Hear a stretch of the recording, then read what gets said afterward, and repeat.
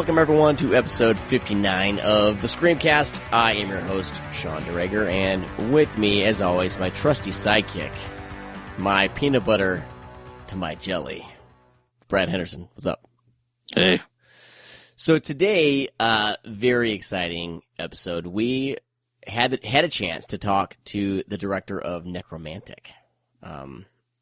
Yeah, is it Nekromantik or Nekromantics? Nekromantik. Okay. Did I say it incorrectly? I think you've been saying it wrong this whole time, but that's okay. Yeah, at least I don't have like 30 to your... You have 30 to my 1. So.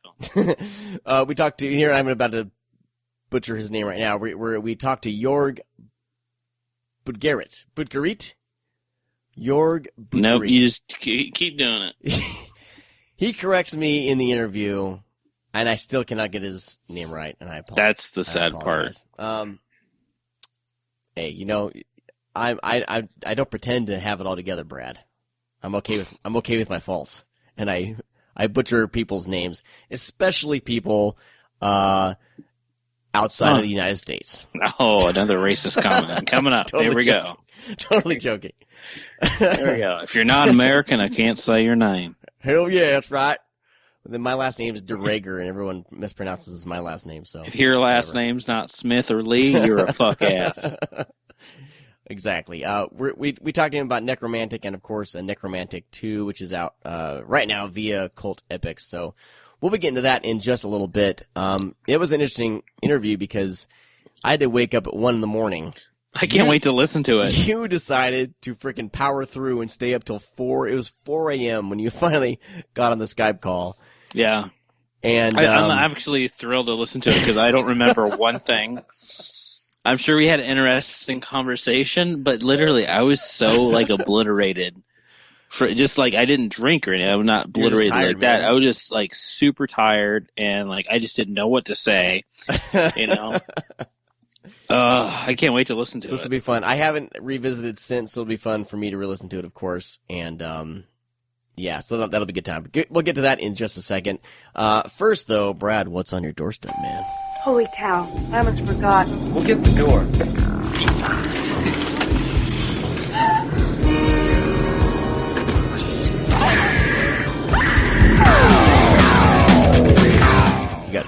You got hookers on your doorstep today? You got mail order bride from Lithuania? You're all about hookers and below. I watched Strip to Kill last night, so heck yeah. I felt we went too long last time, but people dug it, so I'm not gonna worry about it. No, we get to review movies. Like, yeah, I think that's a pretty cool thing. Nice. All right, man. What you got, man? You've had a busy week. Should we? Yeah. Have you announced what you're up to? This is why you're so busy. Not on the podcast. Well, shit, dude. Now's the time. Shameless plug. Yes. Hell yes. Come on. Okay. Fine. I'm in quote unquote pre-production because it's just short, so it kind of sounds funny. And plus it's like very, very small crew, so it's not like, there's 100 people behind it. But we started on a project of mine that I'm writing and directing called Ferocity, and it's going to be like right now it's like 4 minutes, but I plan to try to offend everybody or scare them. So nice. We'll see what happens. I can tell you that more or less people will be offended. Big surprise. But anyways, no, actually I can't say his name because he actually wants to hide from the project. A couple people wanted to hide from the project just because it is offensive. But a cinematographer that is known for a strong independent movie that did very, very well last year. He will be shooting it. And then Marcus Ketch that does special effects. He's worked with like Trauma, with Toxic Avenger. He, as We Are Still Here, the new Barbara Crampton movie that Ted Gagan did and Travis Stevens produced. He directed a couple movies called Rot and 100 Tears. He did the special effects for the new American Guinea Pig movie. But anyways, he lives in near me, and I contacted him and told him the project, and he was super excited. So he's going to be doing special effects, and this guy is like the fucking king. Like, this is like, he's Hollywood type, but like he doesn't do Hollywood movies. Nice. So he's one of the best, and of course I had to put my daughter in it because no one else is going to let their kid do this. I'm surprised I got away with it with asking my girlfriend, "Hey, can you do this?" It was funny because, and then one of my friends, he's playing an unknown role right now that I won't say because it kind of gives away what the movie's about. Cool. My buddy Kyle, that's who it is. He's helped out with a couple other movies that I've shorts that I've done, and my buddy Mac Masters, who has worked like on Princess and the Frog and like Kung Fu Panda. He's a animator. Well, he has a small little company, Horse Fed and Goat Fed, in Orlando, and he is helping me produce and also going to be acting in it because I needed a guy that looks like a bum, and he looks like a bum. So we started pre-production technically like tonight. And then we shoot on May 18th and 19th, and hopefully it'll be in the can by maybe June. Cool. Man.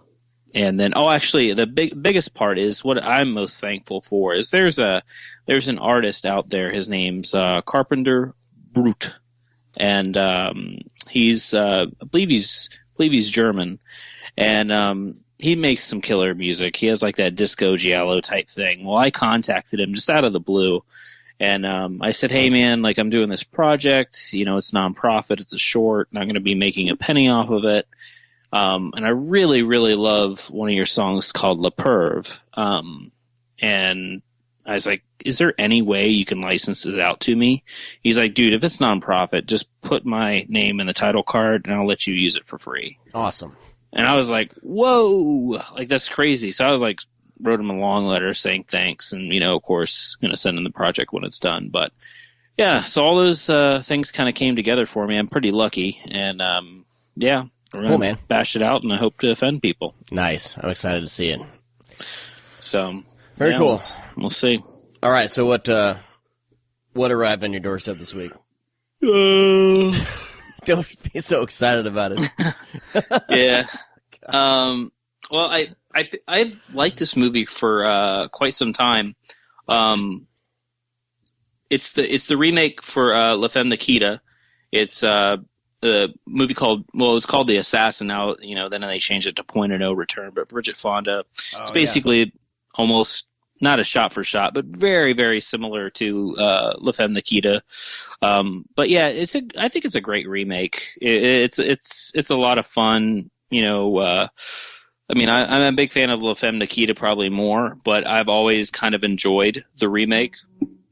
So I was pretty excited to actually get that in the mail. I kind of forgot it was on Blu-ray, so I picked that up. That's been on my list to get. I mean, Bridget Fonda is awesome, and then Luke Besson is scripted, but he is just based off his script, right? Yeah, no, I don't think listed, he wrote. I don't think he wrote. It's just based on his film. Gotcha. Okay. Yeah, and then I picked up also. This is the first time for me. I just saw a bunch of people talk about it, and it was pretty cheap, so I picked it up at Movie Stop. It's called Hooper. It's the Burt Reynolds movie. Oh yeah, it's a lot of fun. I enjoyed it. I mean, it's just a stuntman, and it's just a fun movie. I mean, there's not too much to say about it. I mean, it's fucking Burt Reynolds. Yeah. I mean, I think that's enough to solidify that it's pretty cool. And it's a Burt Reynolds movie, and Burt Reynolds plays Burt Reynolds. So it's I don't really have too much other to say than it's definitely quite the ride. Yeah, and Olive put that out, right? No, that was Warner Brothers. Was it Warner Brothers? Okay. I think Olive put something else out with Burt Reynolds. Oh yeah.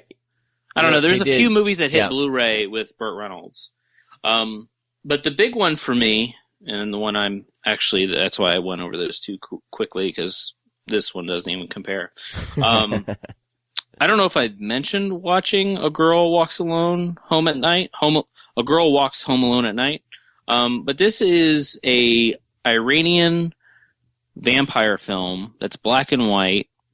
that is directed and written by a lady, and it's kind of a feminist vampire movie, as well as kind of a Western at the same time.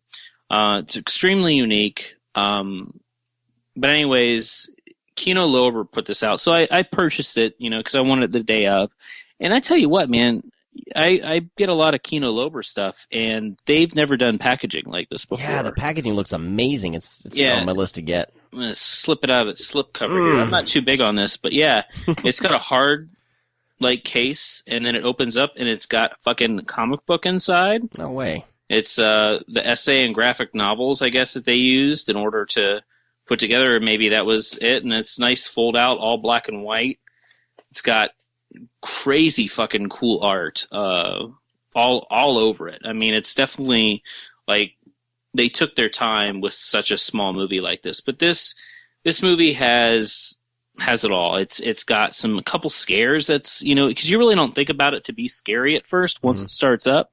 But there's a couple scares in it that are pretty effective. It's got one of the best soundtracks that is probably, I don't know, I'd safe to say in the past few years, as one of the best soundtracks. It's just a mixture of even stuff that's American, stuff that's Iranian, just all over the place.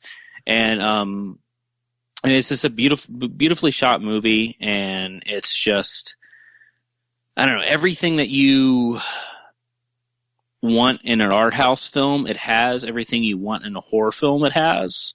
So it just meets on so many levels, and it's just I don't know, just some of the shots that they do. I don't want to give anything away because it kind of gives away stuff in the movie, but just some of the shots that are set up and just the atmosphere and the aesthetic, just everything comes together with this movie. Wow.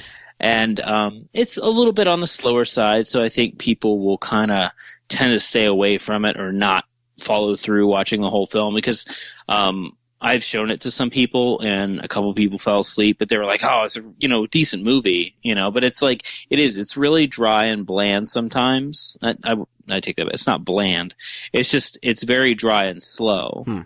But it's more or less because they rely on a lot of visuals, and it's very you have to be very patient with the movie, basically, because it's going to get there. It just takes some time. There's this rocking, beautiful scene where the love interest and the vampire are kind of in their bedroom, and this song is 5 minutes, and it plays, but it goes along with the song, and it's just kind of a romantic scene, but no dialogue. And it's just 5 minutes of them kind of looking at each other and moving around. But it's just beautiful. It really is. So if you're into art house movies, pick it up. If you're into horror, pick it up. If you're into feminist movies, pick it up. If you like movies in general, you should watch it. I've heard a lot of really good things about it. And I'm surprised that Kino Lorber put it out, because normally they're not really known for really putting out anything new, and this is a new film. Yeah, I'm definitely, and plus them putting out something that's so newer and such unique and cool packaging, it's kind of out of nowhere. Oh, that's cool. But yeah, I mean, even the sides of this thing has artwork on the top and bottom, on the spines. It has artwork there. It's just unbelievable. Because I had no idea. Yeah. So when I purchased it, I got it. I was like, holy shit, what is this fucking special edition that I purchased or some shit? But no, it's just the regular blue. So yeah, I know it's a little costly, but you're paying the packaging and everything, and it's a really nice set. So cool. Pick it up. It's on my list to buy for sure. Very nice. Anything else good, sir? No, I've been busy. All right. I wanted to touch base on a couple movies you've mentioned really quick. Sure, go ahead. I'm really good at recommending stuff. Well, you didn't really recommend The Voices. You said it was okay, but I picked up The Voices. I mentioned it on the podcast. It's mine. Yep. That's what I'm saying. I'm crediting you. Okay, good. This is a nonprofit. I'm crediting you. I watched The Voices and The Breed in one night, and because as we were talking about them, I ordered The Breed as we were talking about it, and then I was in Best Buy, and it was $14, and I was like, well, I'm a Ryan Reynolds fan, especially when he does stuff like this, so I picked it up. I thought The Voices was wonderful. I tweeted it's wonderfully macabre, it's such a weird little movie, and I think that people would appreciate it for just how it is on its own. It's just so weird and quirky and somewhat funny, and then it does go dark. But what I liked about it was like Ryan Reynolds is out of character. He's not the suave, sophisticated type smartass that he normally plays, and I like his character in it. And in the special features, I didn't realize this, but he did the voices to the pets too. So it shows him in the special features in the sound booth doing his voice, or doing like the cat voice, and then switching to the dog voice, and back and forth in a whole. Well, he does it in the movie too. Yeah, I guess he does, but I kind of didn't really put it together. You know what I mean? I don't know, but I guess through the dialogue and in the scenes, I just didn't really put it together. I guess, but I really liked the movie. I thought it was great, and just really weird and a weird take on kind of mental illness. Seems like a trend here: the Babadook mental illness, and then the voices. And then one movie I'm going to talk about in a second is another movie about mental illness and hearing voices. But then, so the voices, I highly recommend it. It's very weird. And so moving on to The Breed, though. The Breed I bought for like $3, so I was not expecting anything. And I was like, I'll bet you I'm going to hate this, and I'm going to tell Brad how much I hate it. Was what I was thinking when I got it. That's awful. But it's Michelle Rodriguez flick from 2006, and she needs to be in more action movies. By the way, she's badass. Only in the Fast and Furious. She needs to be like a lead. Girl fight. Oh yeah, girl fight. But she needs to be in a lead, like in the next few years. Put her in an action flick. Resident Evil. God damn it. That's older stuff, and not really like Avatar. She could kick ass. She's not the lead character, like a lead action star. Jackass. All right, anyway, The Breed, run-of-the-mill kind of, she's in Machete Kills as well. God damn it. Run-of-the-mill kind of like Night of the Living Dead scenario, people caught in a house, things outside to kill them. But the things are, like you said, a pack of dogs. Battle Los Angeles. God damn, shut up. And, dude, you mentioned the dogs were insane. I'm watching this wondering, like, how the heck they wrangled all these dogs together. She's in SWAT. It's incredible. Are we going to have a conversation? You're going to keep listening off Michelle Rodriguez flicks. Anyway, dude, I second the... I already had a conversation about The Breed. You're talking about movies I already mentioned. I know. I'm telling you my reaction to it, jerk. God. Revisit last episode where we talk about the Breed. I'm glad you watched it. You son of a bitch. It needs to be watched more. That's what I'm saying. I want to underrated. second it, man. I think this is something you can get for really cheap, and I really think it's worth your time. And, it's super. It's so weird how underrated it is. Like, it's really a decent movie. The dogs are freaking amazing. Like, it's hard to believe. Like, there's not CGI in the movie. Like. When the dog's going up the stairs and they fucking kick it and it goes out the window? Yeah, I was like, wait, did you just kick a puppy? Was there a stunt dog involved? I don't know. Yeah. I was like, if there's a stunt dog, you're still kicking a fucking dog. Like, how is this happening? The dog didn't sign up for this. Yeah. But it's awesome. Anyway, to the movies that I haven't talked about, that Brad hasn't talked about. Yeah. I watched a movie called Thank God. The Scribbler, and this was from I talked about The Scribbler. Not in the What's on Your Doorstep segment. Well, I mentioned it before. God. I wrote a review on it. Anyway, I'll tweet the review real quick. Okay, yeah, tweet the review. Jesus.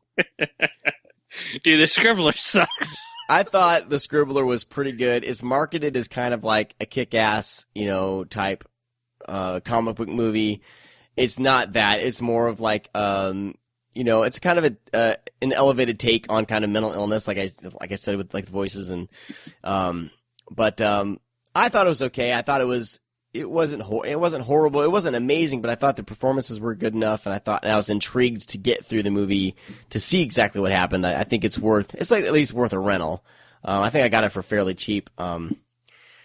But it's definitely not how it's marketed. It's marketed as like a comic book movie, and it's not. It's more of almost like a character study, on this girl that's she like has multiple personality syndrome or whatever. and she has this device that she's trying to basically every day use this device to get rid of each personality. And there's one called the Scribbler that wants to basically take over. And then there's some weird, like superhero, weird kind of hints in it. And I guess it's based on a graphic novel, but I thought I liked it. It's a short movie. It's like almost like 90 minutes, and it seems like fucking 3 hours though. Really, I don't know. I dug it. I dug it for what it was. Sasha Grey's in it. Very briefly, yes. But I was like, hey, that's Sasha Grey. Yeah. Next up to something more awesome. I finally, for the first time, via UK Blu-ray, watched Walter Hill's Streets of Fire. The 1984 flick with Michael Paré and Diane Lane and friggin' Rick Moranis trying to be a badass. I thought this movie was awesome. What'd you say? Michael Paré? Michael Paré? P-A-R-E, with a little thing on top of the E. Yeah. Michael Paré. Michael Paré. Yeah. Anyway, this is a fun little flick. I can't believe it took me this long to finally watch it. Me either. It has everything that I love about these movies, like the rockabilly soundtrack, the 50s, music soundtrack, the greaser type, punks in it.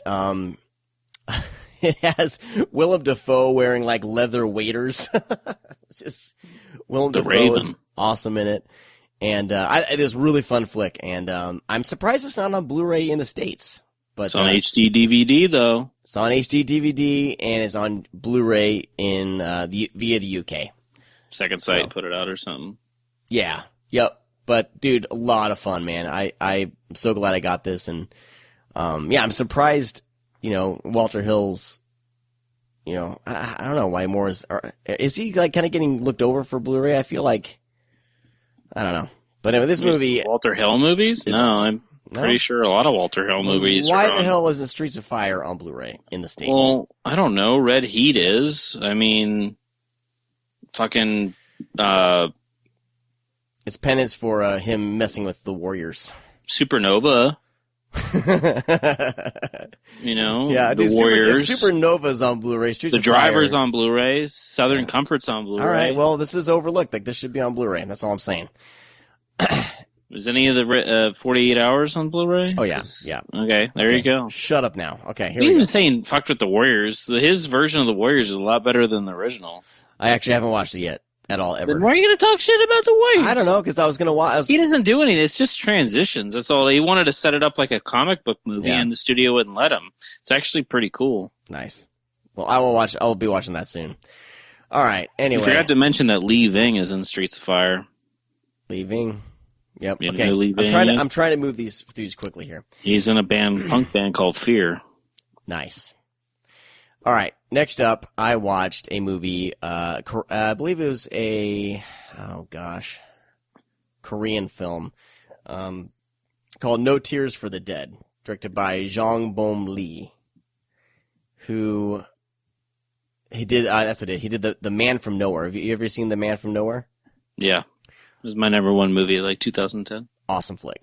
So this is his follow-up to The Man from Nowhere, and I don't think it's as good as The Man from Nowhere, but I think it's a solid flick about a guy who's kind of like an assassin or something, but he kills a little girl during a job, and that kind of haunts him, and he ends up being given his next mission is to eliminate the mom, and things go from there.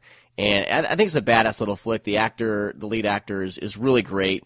I like how it transitions between English. Everyone speaks their own language, so it's really cool kind of seeing the transition between all the characters, and it's not 100% subtitled.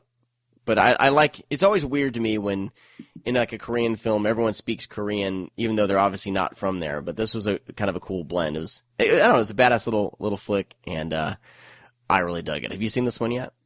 No, but I mean I know about it. I just haven't watched it yet. Yeah, it's pretty good. It's worth your time.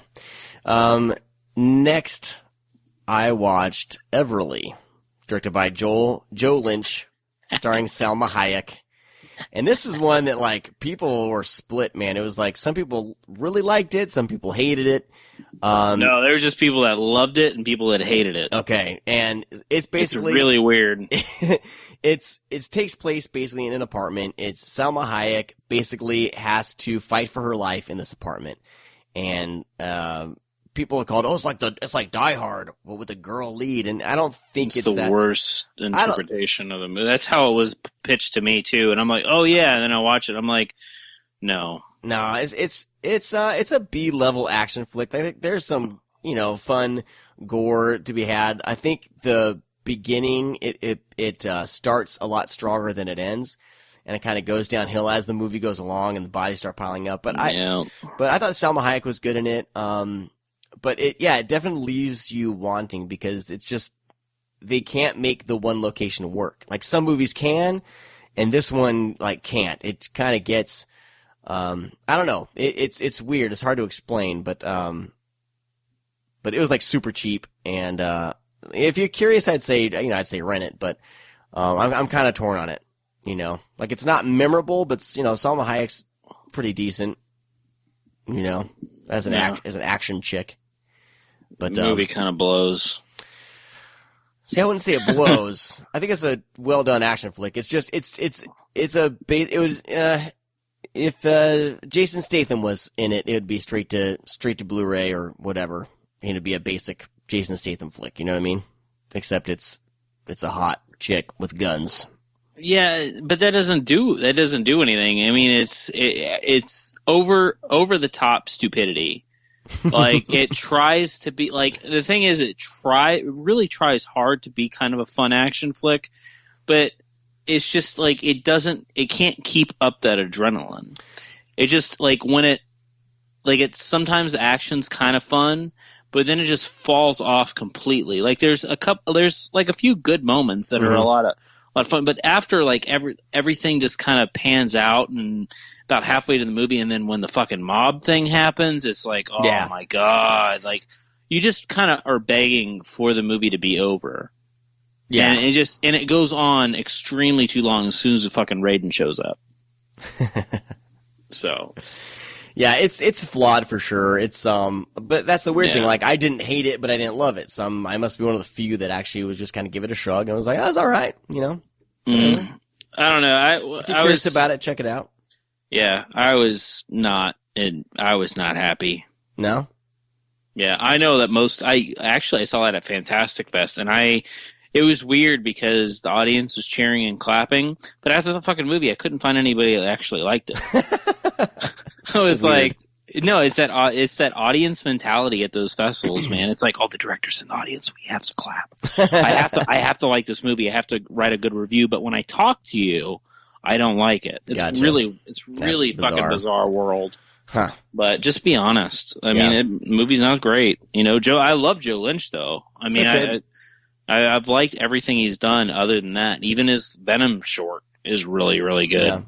I think, if he's like trying to stretch his legs in action. Or I like that he took a break from, well, I mean, Nights at Badassdom was, a break too, but I like how he's throwing in a lot of variety in there, being kind of a horror guy. Yeah. But yeah, if anybody wants to watch the Joe Lynch stuff, watch Holliston. There you go. He's great. And finally, a movie that I thought was going to be more of a genre thing, but it wasn't. The regular DVD cover makes it look like a romantic comedy, but I got the Blu-ray from Australia. Hugh Grant is in it, Sam Neill is in it, and Ellie McPherson is in it. What are you watching with Hugh Grant? But I thought it was a really cool movie. It's more of a drama, it was kind of sold as a sensual erotic drama, where a priest it's like I'm not sure what the religion is, like Church of England. So he's like a deacon or something. What's the name of the fucking movie? It's called Sirens. It's from 1993. And I was thinking this would be like, this is like some erotic type thriller or whatever. Where like a priest or whatever is seduced by women. It's actually not as much that, but it's more but I thought it was like a good exploration on kind of like what we see as obscene, like how different people consider different things obscene, because he's like a deacon or something with the Church of England, and there's an art gallery, they're showing paintings, and this one artist played by Sam Neill has a painting of a naked woman on a cross. And so his job is to go meet this artist and kind of see what he's all about and try to explore his art and have like more philosophical type conversations with him about why he did that painting, and so they can like explain it, I guess, to the main church, whoever's putting on this thing. Anyway, this artist played by Sam Neill does specifically nudes, and there's women that work for him that are the models. One of them, I think, is his daughter, and Hugh Grant's character takes his wife as well. Who's she played by? I think played by Tara Fitzgerald, and it's kind of a weird exploration of like how the church considers things obscene about like sexuality, and how Hugh Grant and his wife, their relationship is very stale, but these women out in Australia are very like sexually open and everything. And I thought it was really cool. Like, I was expecting just kind of the stupid kind of erotic type thriller or whatever, but what I got was it was pretty interesting. So I have to give it a shout out. It's definitely not a horror or anything like that, but, and there's a lot of boobies if you're into that. So. It's only available on Australian Blu-ray from Umbrella. Oh my god, it's only available. It's on DVD. The DVD cover makes it look like a romantic comedy. The DVD cover US is horrible. The Australian Blu-ray is a little more, if you see it, the cover is a little more, it's Ellie McPherson's naked back in water. That's alright. I just tweeted that you're talking about that movie on the show. Screw you. I thought it was really good. Dude, I took one look at that cover, and like those are the movies I stayed away from at Blockbuster. No, I know the cover's horrible, but like I started reading about it, and then the cover for the Australian Blu-ray is like, what possessed you to get this? This is what I want to know, because this just kind of solidifies more that you'll buy anything. No, because I read about it, and I was interested in the plot synopsis about you just want to see boobies. It was like a man of the church. Being like, you want to see men at church boobies? A man of church being like conflicted with like his sexuality, I thought was an interesting premise. So, and I'd read pretty good reviews about it. Oh, okay. Screw you, man. Do I make fun of you when you talk? Yes. I might do it more than you do, but I didn't fucking talk about 10 minutes of fucking sirens. I think. Like I said, the cover, if you see this on the DVD, it looks horrible. I think I think that cover is doing it a disservice. I think there's a lot more going on if you're into that, if you're into that type of stuff.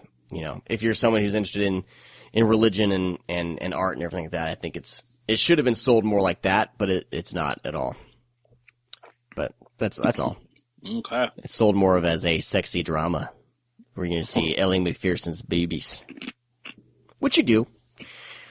All right. Eat nice. Moving along here.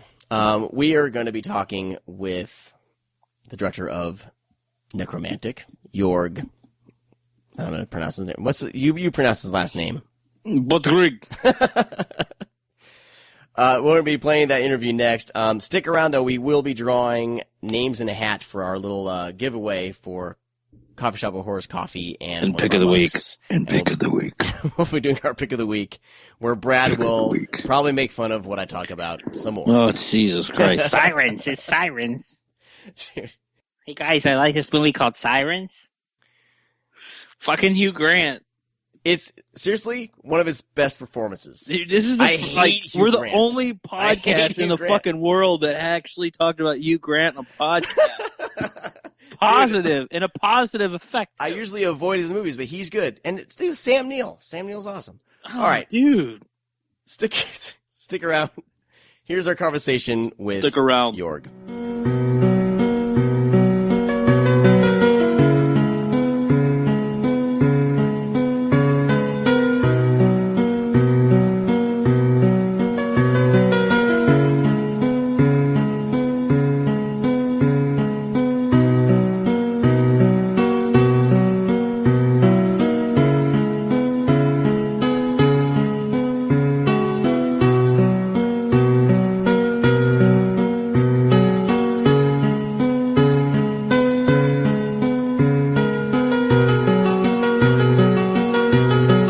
Well, today we are talking Nekromantik 2, and we have a very special guest with us to help us dive further into the movie. We have the director, Jörg Buttgereit. Buttgereit. I always butcher last names, and I'm sorry. Yeah, my last You're known for it. My last name's De Rager, so people always butcher my name as well. So you feel like you need to do that to everybody else? Yeah, I think it's this thing, this deep-rooted thing. I may need to see a shrink. I may have to go to some therapy. Maybe just brush up on last names. I That could happen. I should. Jörg, thanks for joining us to talk about your movies here. Nekromantik has been a point of contention around my household because my sister-in-law saw the cover for the first Nekromantik, and she got concerned, and it spilled into a family drama. So it got interesting, but Well, my girlfriend watched part 2 with me because I rewatched it last night, just to brush up, and she started gagging through the film, and then just gave up. So it's a lot of fun because this is definitely something that pushes limits, and it's definitely a conversational piece. yes. So The strange thing is that this film isn't meant to be a date movie, but but in a way it turned out that way. You know, the fact that I'm getting a lot of notes on my Facebook profile, like, well, I've seen this with my girlfriend, and now we are married. So I think it's this kind of test. If you show your love interest a movie like Nekromantik, and she still sticks around, then everything will be fine. I think so. It could be a litmus test for a relationship. That's for sure. it will make or break the relationship for sure. You can cut, the whole dating thing very short. Just watch Nekromantik with her, and if she can, cope with it, then everything will be fine. There you go. I wanted to ask you because watching these movies, I find them very interesting, and I feel like movies like these aren't generally my cup of tea, if you will. Like they're not movies that I would. What's this supposed to mean? This kind of movie, right? It's not something that I've gone out and let's just say I would have never. I would be interested in a definition of these movies. Yeah. That's what. Well, yeah. I mean, what was I don't know. What was the genesis of this idea of Nekromantik and then moving into Nekromantik 2? Because in interviews I've heard. Nekromantik 2 was mainly a hoax. Mainly. Because I felt so stupid doing a second part to a movie that was not meant to be seen by a lot of people, because the so-called success of Nekromantik was merely an accident. Mm-hmm. Because I made it with my friends on weekends on Super 8.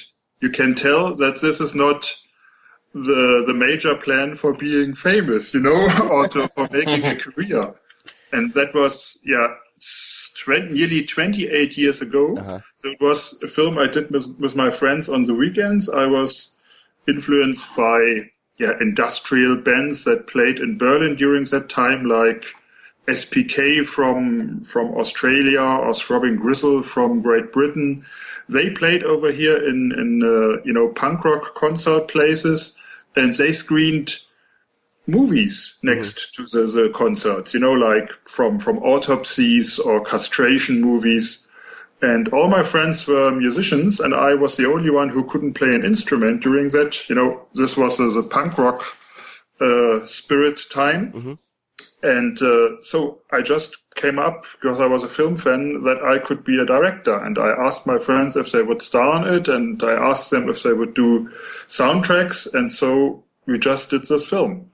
It was like after about 10 or 15 short films I did. So I had this kind of reputation in Berlin and in Germany, but it was never meant to be seen by people outside of Germany, because this was nothing I could really hope for, Mm-hmm. It would have been insane to think about this, especially living in Berlin, a city which had a wall around it. So everything was very limited. You know, the exposure of or the harm I could do was very limited. That's very interesting. I mean, around that time, was there in Berlin, were there kind of like, because this film is the first one and then the sequel also are you know, well known for the controversy that they stirred up, and was and I know that the UK had kind of decency laws and things like that, and was that the same thing in Berlin? Was there well, it was even worse, you know, not only Berlin but Germany in general, because when Nekromantik 1 was too small. Nobody really noticed it in the beginning in Germany. It became bigger when it came back from, you know, via bad bootleg VHS copies from the US, I think. Yeah. Everybody thought, oh, what's this kind of movie, you know? And then they found out, it's from Germany. And Nekromantik 2 was different. It was a little bit bigger. It was some years later. It was shot on 16mm, and it was presented in, still in underground cinema houses, but it was also screened in real cinemas. And the authorities in Munich, which is like in the south of Germany, in Bavaria, they are more right-wing, you could say, down there. They confiscated the print and accused me of glorifying violence. And glorifying violence is a criminal act in Germany. It's a paragraph that's a part of the law that's normally meant to get rid of Nazi propaganda. You know, if you say, you know, like something like the Holocaust hasn't happened, then you glorified violence and then you could go to jail. But the authorities did try to use this paragraph to ban my movie and charged me with glorifying violence. So they took the film prints away. They were searching our houses for the negatives, and the goal for them was to destroy the negatives. And that was really frightening, of course. We already had a American distributor film threat by then, I think, and we told them that all the negatives are in the US, so they stopped searching our houses. Nice. And that was the luck, and that's the luck that you still can watch the movie, because otherwise we wouldn't have had a negative, and we wouldn't have had something to do a transfer from now, you know? Yeah. So the only thing we got back from the government was a very scratched film print that they confiscated in Munich. And you could have never done a master out of this because they really scratched it. I don't know how often they watched the movie. Now, so it was really depressing, and it took us 2 years in court to get the film back. Wow. And finally some film historian made like a statement in court, and he kind of testified that this film is art. And if something is art in Germany, then you can go with it, you know, then you can get away with it. That's the word mainly. So this was in 1993, I think. So over 20 years ago, I got this official, artist approval from the government that gave me a lot of freedom in the end. But It was really, really frightening that they could just try to take your movie and try to destroy it before you even had a chance to say anything. Yeah. Now, at any point were you, you know, because obviously it's frightening because, you know, your art is going to be destroyed and be taken away in a way, but was there any point where you're like, wow, this is actually really good publicity for the movie in a way? But you know, that's what everybody told me, you know. People were telling me, well, that's what you asked for. But I told them, but I just made a movie and I want to get my money back, and I'm not allowed to screen it anymore. I'm not about to distribute it anymore. So what's the use? It came, you know, after these 2 years. I complained to the government that that we lost so much money because they took the movie from us for 2 years. And they just said, well, they don't say anything, you know. So I asked a lawyer if we could do anything about it, and he told me this could be ages, and maybe in the end it's not going somewhere. So the only thing we could do was, you know, like sell it outside of Germany. And I remember that when the videotape in the US from Film Thread came out, it had on the cover, you know, like a logo, banned in Germany. And that was, to that extent, the only positive thing I could do from all this mess. Because the movie, because of censorship problems in all the other countries, my movies are never sold to a lot of countries, you know. They are still too complicated and too art housey, too gory. There's too much nudity in it. And if you don't have censorship laws like in the US, where you can just put out a movie unrated, then you can't not just exploit these movies. So, to be precisely, I think Nekromantik has been 1 and 2 have been sold to like 5 countries, and I mean, you can imagine that this is not a lot. Yeah. Ask Michael Bay if he could survive if he could only sell a movie to 5 countries. Yeah, I don't think so. Brad, go ahead. Well, I was gonna say, I mean, even though, you know, I think that's something to be noted, and I'm sure that is kind of gotten across to a lot of people at this point, you know, because we're in 2015, and these movies have been out for, you know, quite some time, that people, I'm sure there's always that group of people that are like, well, you know, why don't you just tone it down?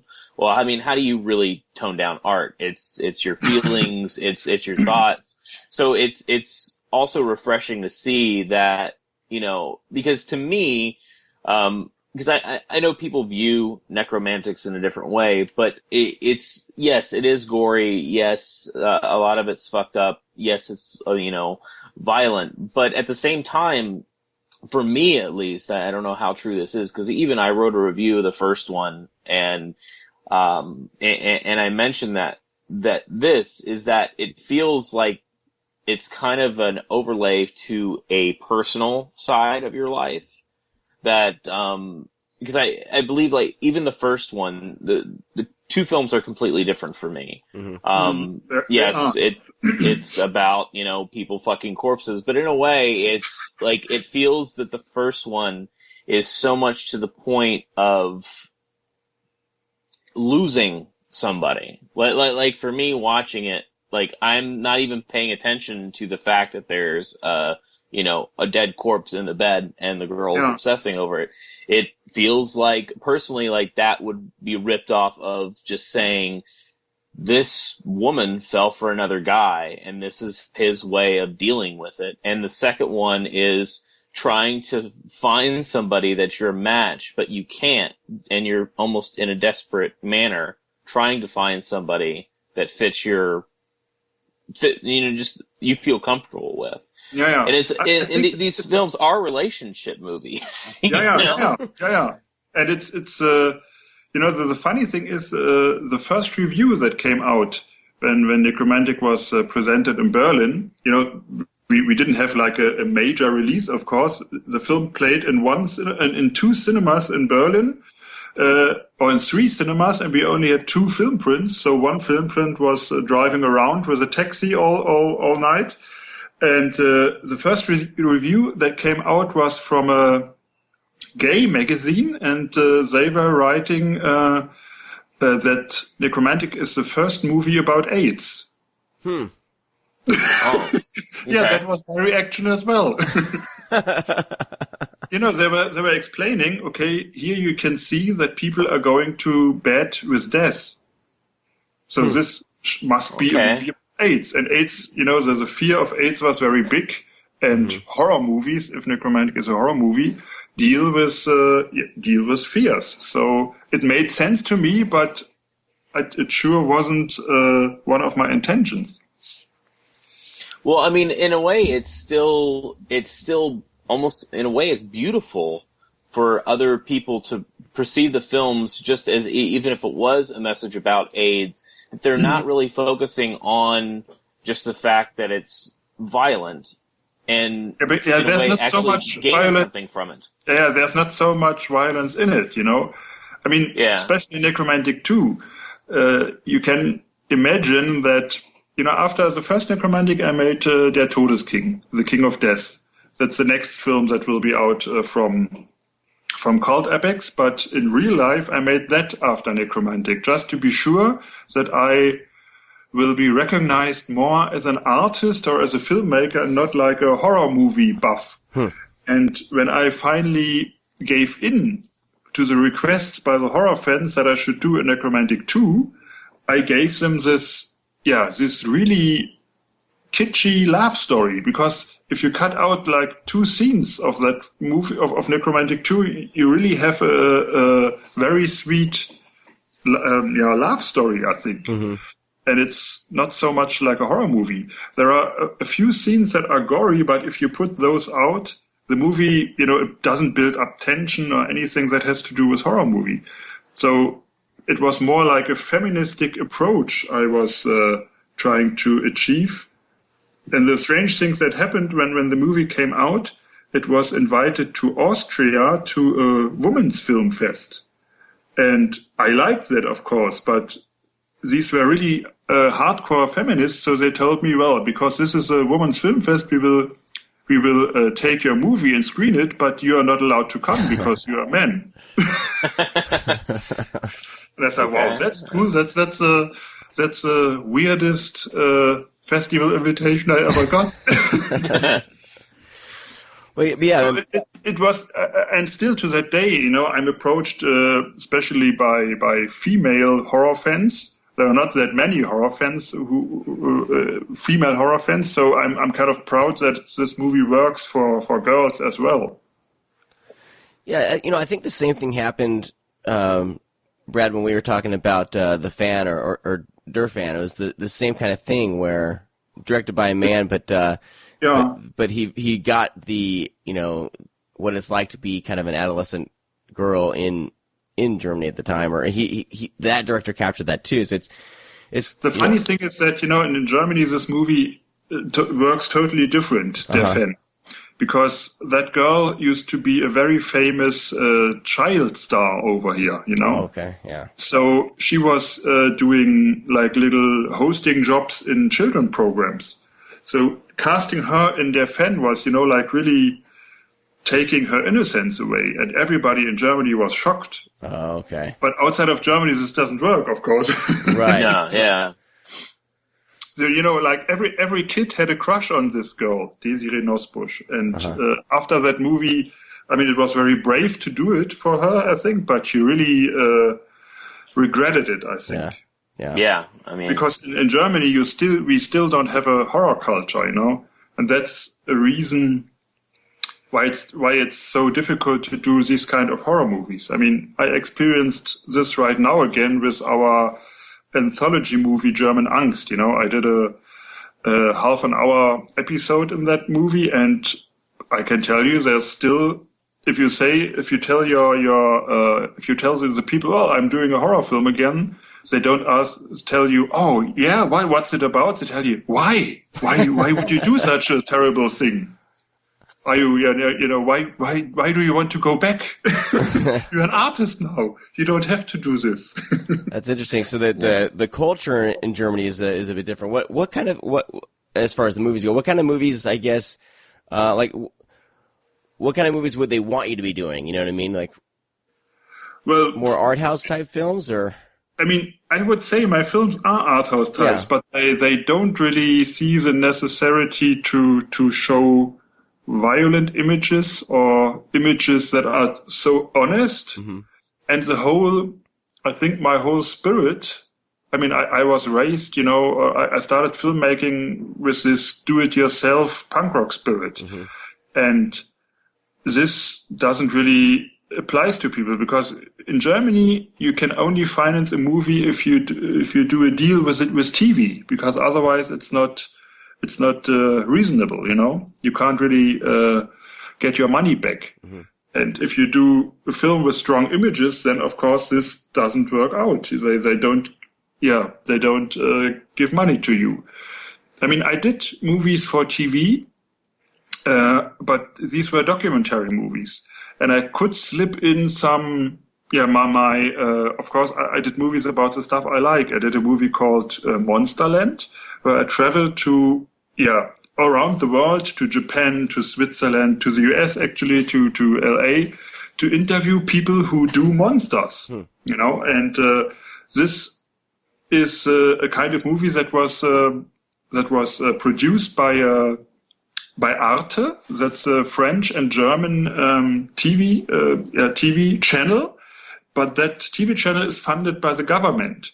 So they gave me money to go on this big travel and meet all my horror film monster maker idols, because it was in kind of an intellectual thing, and that's how it works over here. If I talk to people like John Carpenter or to Japanese, to the guy who's in the Godzilla suit, in Tokyo, or to H.R. Giger who did Alien, if I get these guys in front of the camera, then I can get away with it because I explain what this is all about. Mm-hmm. So in Germany, you need a manual to everything. You need a good excuse to deal with these kind of things. So what I could do is I do TV documentaries that deal with the same subjects I did in my movies, but do it on a documentary basis. Yeah. I did like TV programs.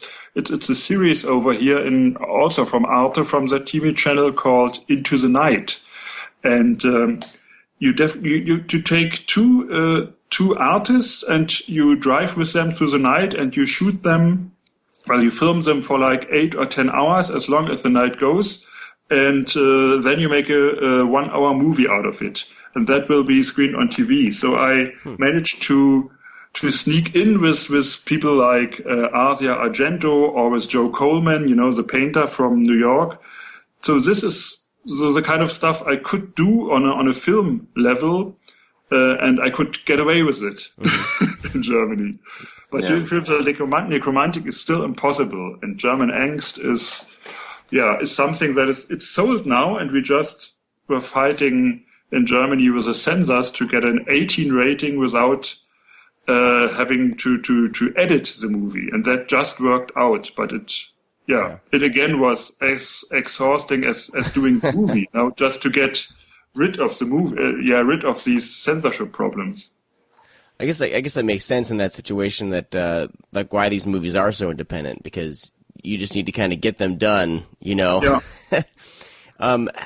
How long did it take to film Nekromantik 2? Were you guys kind of rushing to get it done? Because of that, or was it a longer shoot than the? No, I mean when we did the first Nekromantik, we were really inexperienced, and it's just people, just my friends being in front of the camera and behind the camera. So the first Nekromantik took like 2 years to shoot because it was only done on weekends. And Nekromantik 2 was more professional in terms of the camera was bigger and we shot the movie in one go. I can't remember how long it took. I think it took like 2 weeks, like 2 months, maybe 1 or 2 months. But that's because, it's not, there was nothing. I mean, nobody was really paid.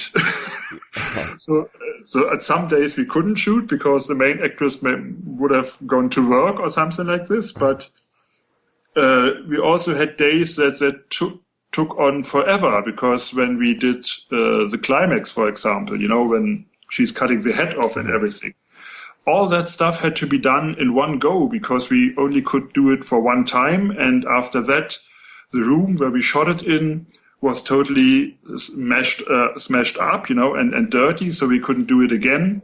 So this was like a 20-hour shoot. Wow. And it was more like a happening. And it has nothing to do with professional filmmaking, I would say. This was the part where I learned how to do films. But it was more like doing happenings. Yeah. Which is something that comes that comes good to me now because I'm doing a lot of stage work. I do stage plays for the stage productions for a theater not in Berlin very often, but in Dortmund very often. I did a play about Edward Gein, for example, or I just did my version of The Elephant Man. And doing work for the stage is a lot like I did my movies back in the 80s and 90s. Mm-hmm. It's more like doing an art happening, Mm-hmm. Everything happens in front of the camera, and here on the stage everything happens live in front of your eyes, and that's exciting. Yeah, I mean that definitely works for Nekromantik too, especially with the climax scene, because there's just something so visceral and real about those moments that are captured, especially that scene. I mean, it's. I mean, some of that stuff, I'm like, how did you? I mean, it looks so good. Like, even like the gore stuff, it looks really good. It doesn't look cheap. You know what I mean? Mm-hmm. And but it looks dirty. Yeah. There's this just griminess to it that. I think that the stuff that worries the people is that it looks a little bit like a documentary, because it's shot on 16mm, and the first Nekromantik is even worse in that terms because it was shot on Super 8. The funny thing is that my episode in German Angst is called Final Girl, and it's like a little homage to Nekromantik 2. So you have certain pictures that are like or the whole. I don't want to give away what it's about, mm-hmm. but it's a lot like the climax of Nekromantik 2, and but it's shot, of course, in digital in HD and with a young girl and not with a grown woman. So it's it will be interesting for me to see if people make references between my German Angst episode and Nekromantik 2, because to me it's It sticks to that. Yeah, we will see. We will. Yeah, I'm very intrigued. The movie is touring right now in I think we are in Brussels next week. Then we are going to Finland, then to Austria. So we are on a lot of festivals, and I think we might have some invitations to American festivals in the summer. So that you will see it over there hopefully soon. Nice. Now, does it ever bother you? Because to me, after viewing both of these movies so closely, and I think growing up a lot, I thought that these were horror films, but in a way they're not. Some of your other films I would consider horror films, but does it ever bother you getting lumped into the, like, kind of one of the brutal horror directors, kind of that underground, like August Underground C-grade world? Yeah. Does it ever bother you at all? Because I mean, that's good. Like, to be honest, not putting down any of those films at all, mm-hmm. but you get lumped in to those that ultra violent kind of genre. Does that ever bother you, or at first did it bother you and get under your skin, or you just had to learn to live with it? Like, how's your feelings on that?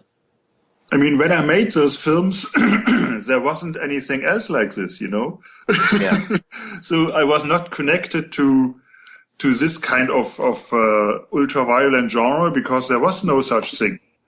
When I was doing Nekromantik, my view was that I did something like John Waters did with Pink Flamingos and Female Trouble. I did an underground movie. And only later on, when the video revolution came on and people were able to shoot films on videotape, which I never did because I always thought it looks terrible, that was the case that I was put into the same genre like these, and it's also the same in Germany. We have these little dirty underground movies, horror movies from German filmmakers, and some people tell me, well, these are your kids, and I read an article in Fangoria magazine about the German horror scene, and they presented me like the inventor of a new horror wave in Germany. And to read this, it's like it's kind of ridiculous because it makes sense from the American point of view, probably, but over here there is no such thing as a horror scene because it's impossible to do these movies over here, and it's more like an underground thing. And it doesn't really bother me, to finally answer your question, that I'm connected to films like these, because I've always felt those are really in a way my kids, because these people buy my movies, The art house audience, they don't buy VHS copies, they don't buy DVDs. But the horror fans, they do. So they really support me in a way. Mm-hmm. Yeah. And I grew up with horror movies, so who am I to say horror movies are bad? Yeah. But yeah, it's but interesting. my German cultural background kind of prevented me from doing straight horror movies, I think, because I always have to explain myself. Yeah, you can tell, but I think that kind of helped, like I said, the Nekromantik movies aren't anything that I would normally, search out. I've watched them for the show, but you can tell that there is a balance between, I don't know, like you said, I don't know if it's a way for you to explain the movie better to the culturally to a German audience, but there is an art house feel to it, like you say, you can take out all the violence and all the sex and violence, and it's these are relationship stories. Yeah. And the funny thing is that the art house aspect of the movie, especially Nekromantik, it's a very slow movie. Yeah. And this drives horror fans insane normally. But and the first screenings in Germany on some horror festivals, we had little underground horror festivals during that time. And they were kind of shocked that they had to sit through, like this petting zoo scenes, and this strange art movie that's in the film. All these, they were shocked by that, and that was my kind of way of making fun about the expectations of the horror audience. Of course, I kind of tortured them with a love story until they finally have some gore in the end, and that gore is not very nice, you can't really enjoy it. Then you have all these seal autopsy footage. Uh-huh. So I was really giving him a hard time, I think. Yeah. Well, yeah. Or were you going to say, Sean? Well, I was just going to say that. You definitely come through at the end with how crazy things get on both the films. I had forgot about the. I don't know if I blocked it. I'd forgot about the ending of the first Nekromantik. All I had remembered was, that's an achievement to forget. But I watched it. Then I don't see how it's possible. Neither do I. Then I was watching Nekromantik 2, and I was like, wait, did this happen in the first one? So I had to take out the first one, put it in, and double check. And I'm like, I can't believe that I momentarily had blocked the extreme part of the violence out of my head. It's ridiculous, but maybe that was a defense mechanism. I don't know. That's interesting. I don't know, but I've never had that happen before. Have you ever seen the Japanese version of the first Nekromantik? No, I haven't. Because it's they in Japan, they always blur the pubic hairs and stuff like that. Okay. And genitals, and so what they did, they blurred the section where the fake dick is. So when you watch the Japanese version, you really have the feeling that this is really happening, that he's having a hard stabbing himself because you can't see the ridiculous fake dick. So watching the censored version is much more stronger. Yeah. So the Japanese version is amazing. Well, I'm sure the actor is very happy with the fake version, because you. Yeah. But there should be I think on the Blu-ray of the first Nekromantik, there should be a little featurette where I explain the differences between the different versions, and there you can see the scene how it looks like in the Japanese version. So you should check this out on the first Nekromantik Blu-ray. Yeah. I was going to go somewhere else and I totally forgot. Brad, go ahead. What were you going to say? Oh no, I forgot what I was going to say. But anyways, it's interesting because I mean we've had Nico B on the show, and it's almost comparable to how his kind of his I don't know if you call it really a double feature or not, but his pig in 1334, even though they are extreme and brutal, there's definitely a huge story under it. So it's interesting to see how the kind of the horror community perceives your film and looks at it, because at this point in time, there's another film that's coming out that's called Spring, and it just hit theaters, and that's considered a horror film, and it's got a huge horror following, but there's not hardly any horror at it at all. It's a love story between a man and a woman, and she turns out to be a creature that she can transform, and so, but it's not even about that. Like, that's almost a subplot. And in a way, it's kind of how I feel about the Nekromantics films, is that there is more of a love story, and the torture of just relationships in general is there, and kind of like almost the subplot is the corpse fucking, I guess you could say, So it's interesting to see that, and it still continues. I would agree to that, but a big mistake we made back then, but we couldn't resist, was doing these posters, but because the posters, there are pure exploitation. Yeah. And the video covers, but that's because I'm a big exploitation fan as well. So I have these two souls in my body, So I'm always, I wouldn't go for straight art house, because this would be frustrating for me, and I wouldn't go for straight horror, because this would be as well very frustrating to me. But speaking of Nico B, this might be interesting as well, because Nico, he's from the Netherlands, and the Netherlands are very close to Germany. So when I was living in Berlin and in Germany in the 80s, I was always traveling to the Netherlands to get films uncensored, because in the Netherlands they don't have this strict censorship.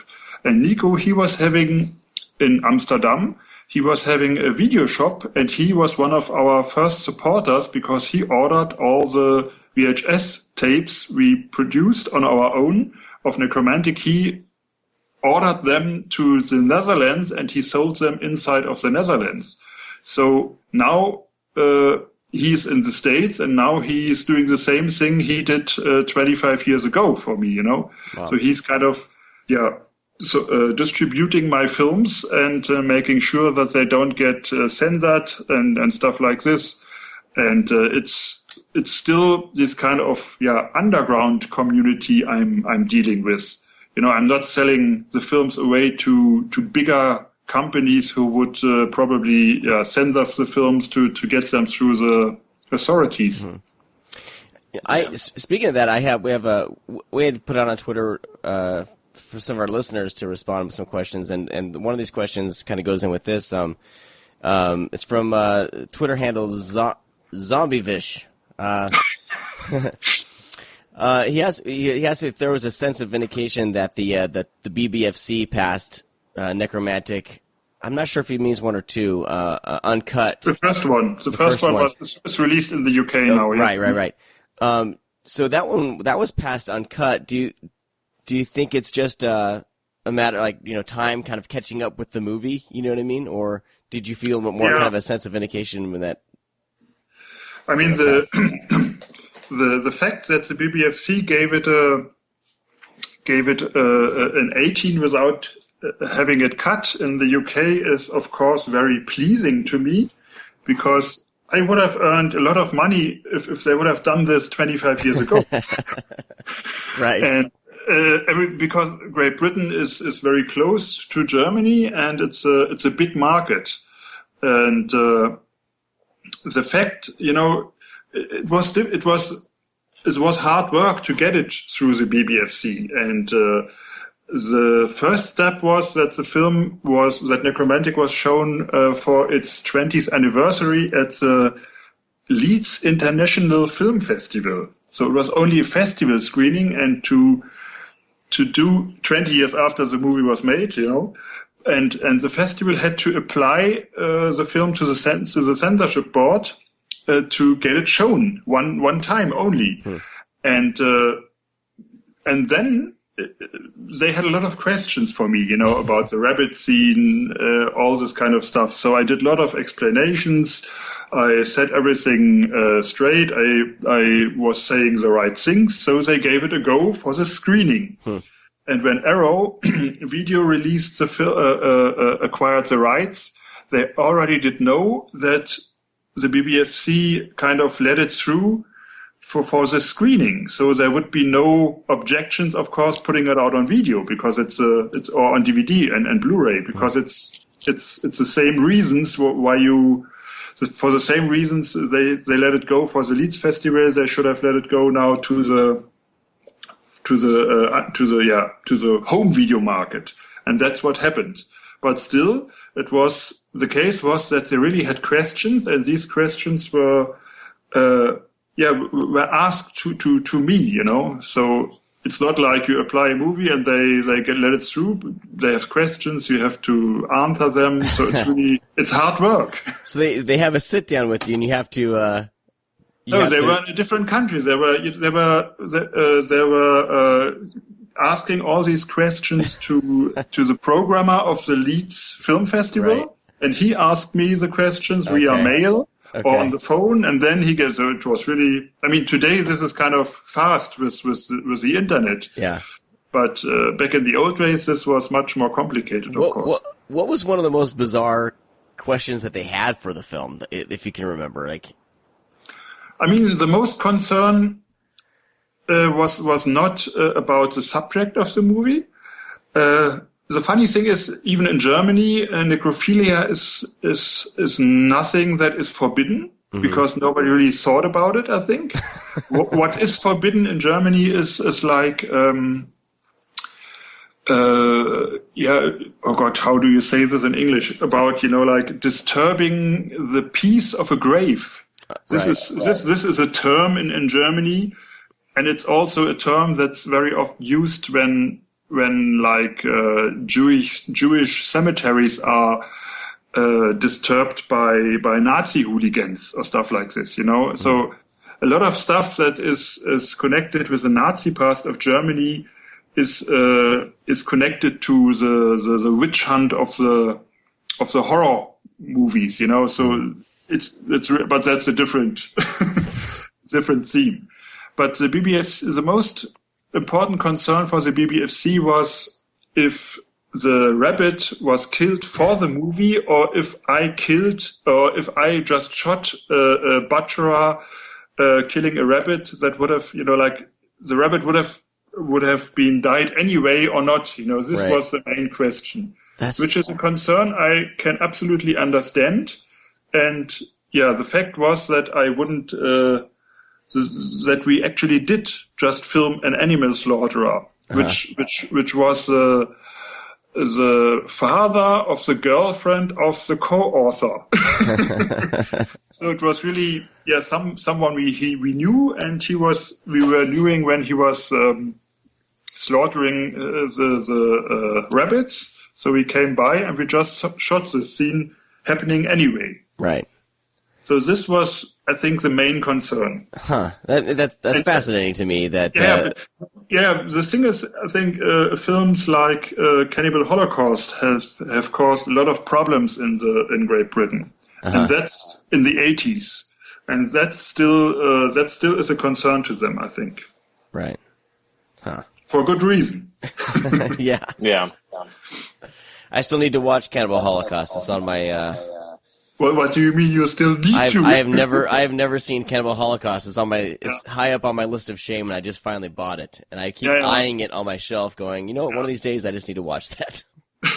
Yeah, the thing is that it's the terrible thing about Cannibal Holocaust is that it's actually a pretty cynical and brilliant movie.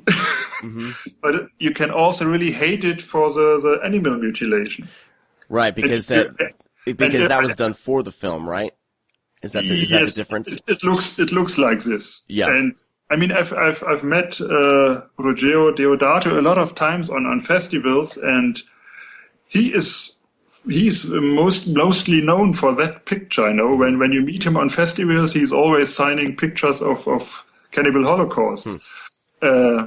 Yeah, but when you talk to him, he's more talking about, you know, films from Fellini and stuff, and it's really strange.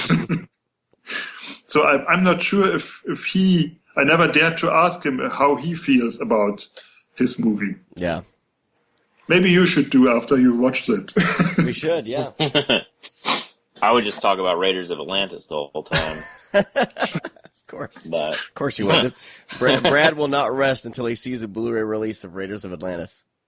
Yeah, won't happen. Yeah, that's one of the... I've never seen that.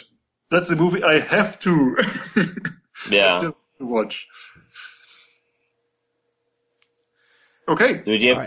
Sorry, I heard. I think my wife's up getting a drink. I just heard a bunch of slamming of doors, so I had to. You had more questions from the fans, though, right? You know, one of them was answered already about August Underground. You brought that question up, so that's cool. What was the question though? The question was your thoughts on contemporary extreme horror, such as August Underground. Mm. Do you mean? My thoughts on these films is that. There are some. I don't really feel the need anymore to see extreme films. Uh-huh. To me, it's strange. You know, it made sense to me to do these kind of movies in the 80s because I had a political reason. You know, it was like a protest against the censorship movement now. But now, today, when you can see like real life killing and the internet. There is no point in doing these fake things. You know, to me it's maybe I'm getting more and more sensitive as I'm growing older. But to me, the pure attraction of violence for the screen doesn't apply to me, and there's no attraction anymore. Mm-hmm. So, you know, I've seen some of the movies that are supposed to be, these are more violent and blah blah blah, but to me it's very often it's not an achievement anymore because it has been done before. Right. It's strange, and if it's yeah, that makes sense. No, it makes total sense. And plus, these films don't have stories either. Sometimes they're just focused mainly on the violence. And that's kind of where my question stemmed from, is that how do you feel being lumped in that category? Because, I mean, honestly, it's more of art house for you rather than let's just see how far we can push these buttons. Yeah. But to be honest, I don't really watched a lot of these movies, so I really don't. I really can't comment on the films and the no plots. But I remember that I watched, but that was back in the 80s also, one or two of the guinea pig movies from Japan. And there was no plot in it. And I kind of felt attracted to it because it was such a, honest concept, you know. Just give them gore and no plot. It's like the porn movie concept, which is also very honest, you know. So I wouldn't say I'm doing the same films. It wouldn't be satisfying to do these kind of films, but I can see an honesty in it that I can agree with. Yeah. Well, at least you should be able to do these films, and you should be able to watch these films. Right. You know, being in Germany, being still or still suffering from censorship. Sometimes, to me, it's important that people can do or can watch what they want to.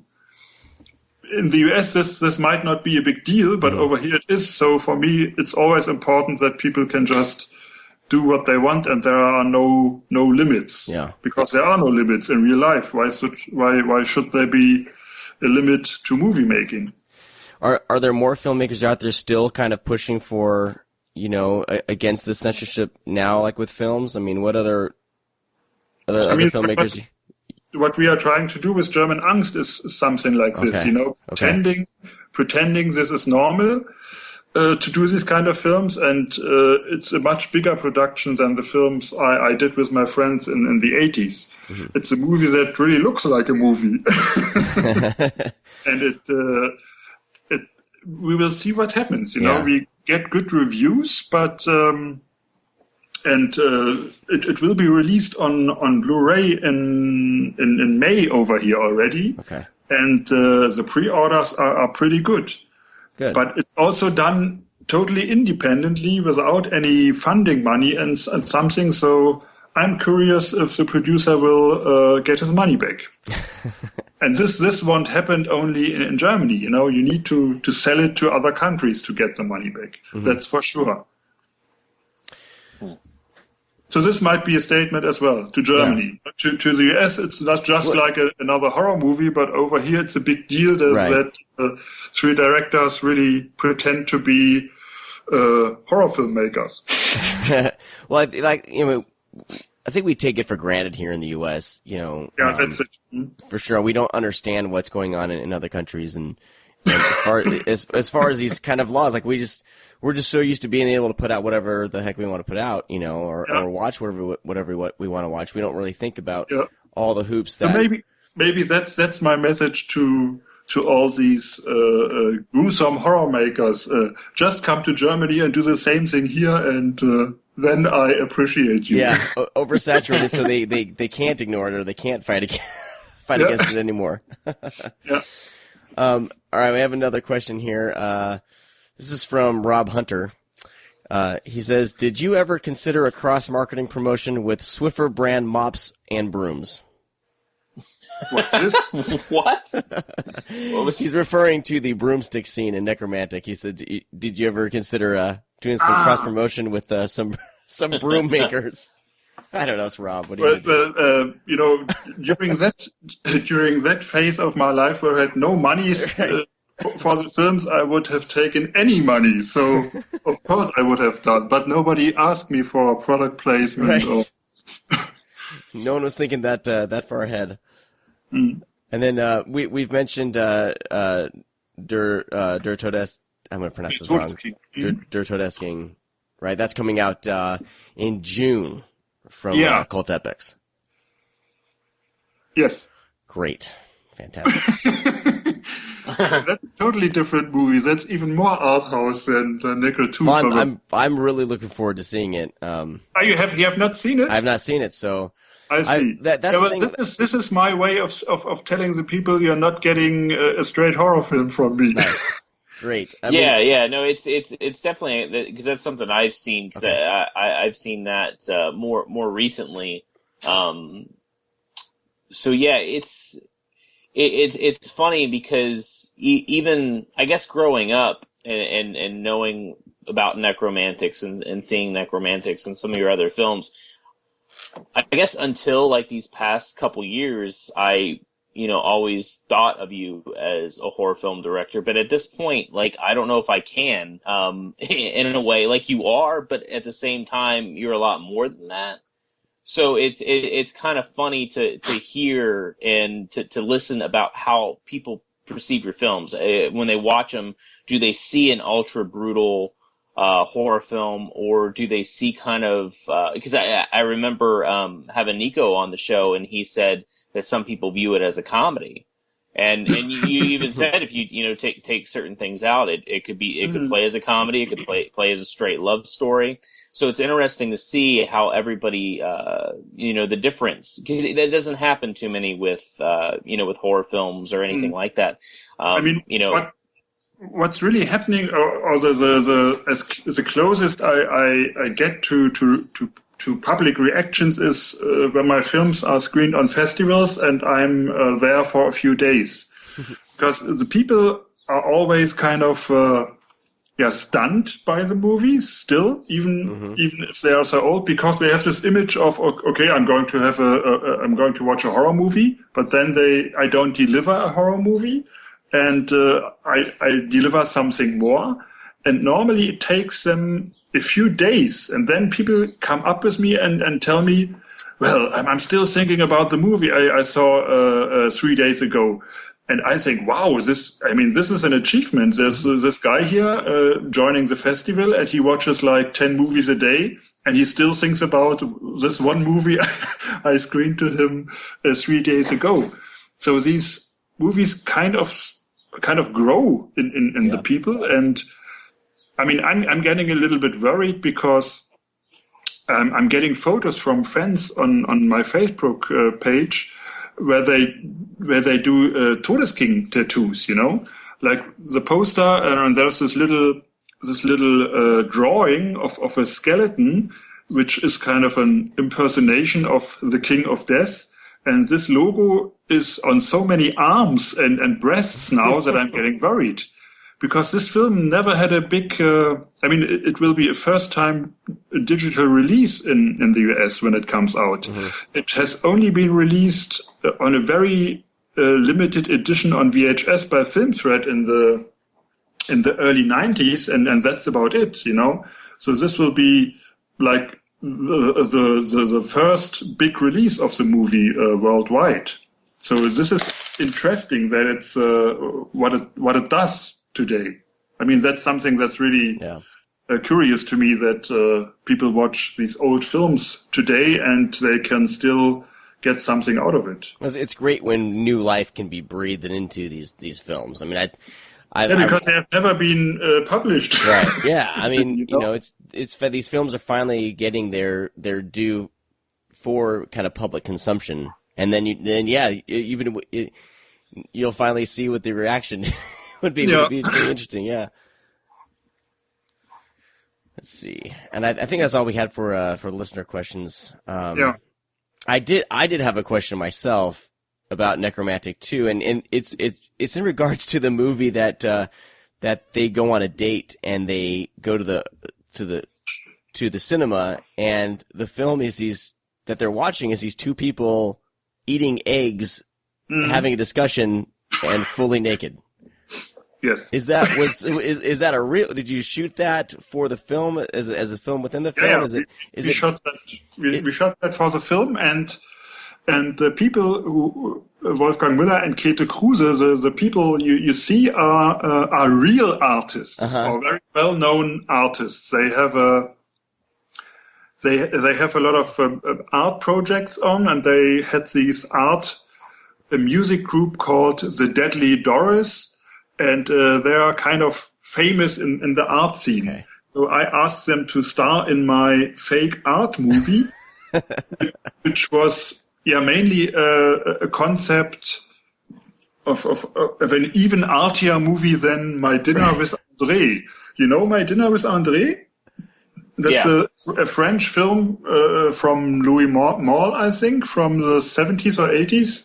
And it's just a conversation of two people in a restaurant, and I've never seen this movie before, but I remember I was having a subscription to Fangoria magazine here in Germany, and because I couldn't get these magazines, we didn't have any horror magazines in Germany, of course, and so I always got this Fangoria magazines from the US, and on the letters to the editor page, it was very often when people complained about some horror movies, the editor was always, saying something like, well, fuck off, go and watch My Dinner with André if you don't like this kind of movies. So this was my reaction to My Dinner with André as well, in terms of a horror movie audience trying to see a new corpse fucking movie, but what do they have to see? They have to watch an art movie first. I just thought that was brilliant, and I had to write it down. I'm like, what is this that they're watching? But it was so like I got the there's a joke there. I got it. It's just.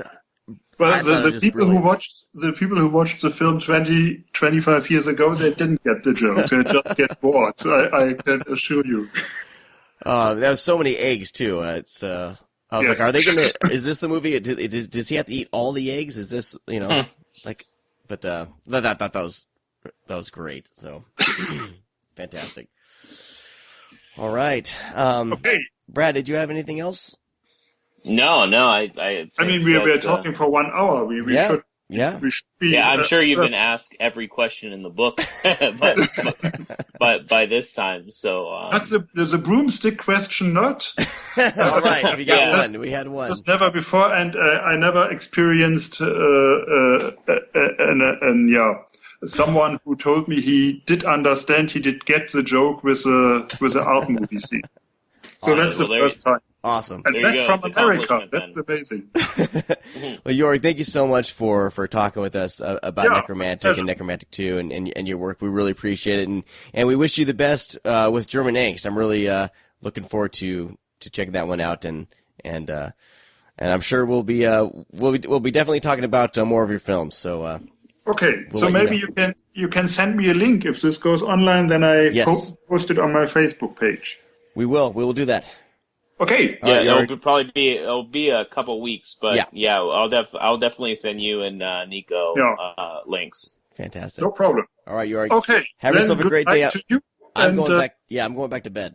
Then I'm going to do an interview on German Angst this afternoon. All right. Awesome. All right, Jörg. Thank you. Bye. Thank you. Bye.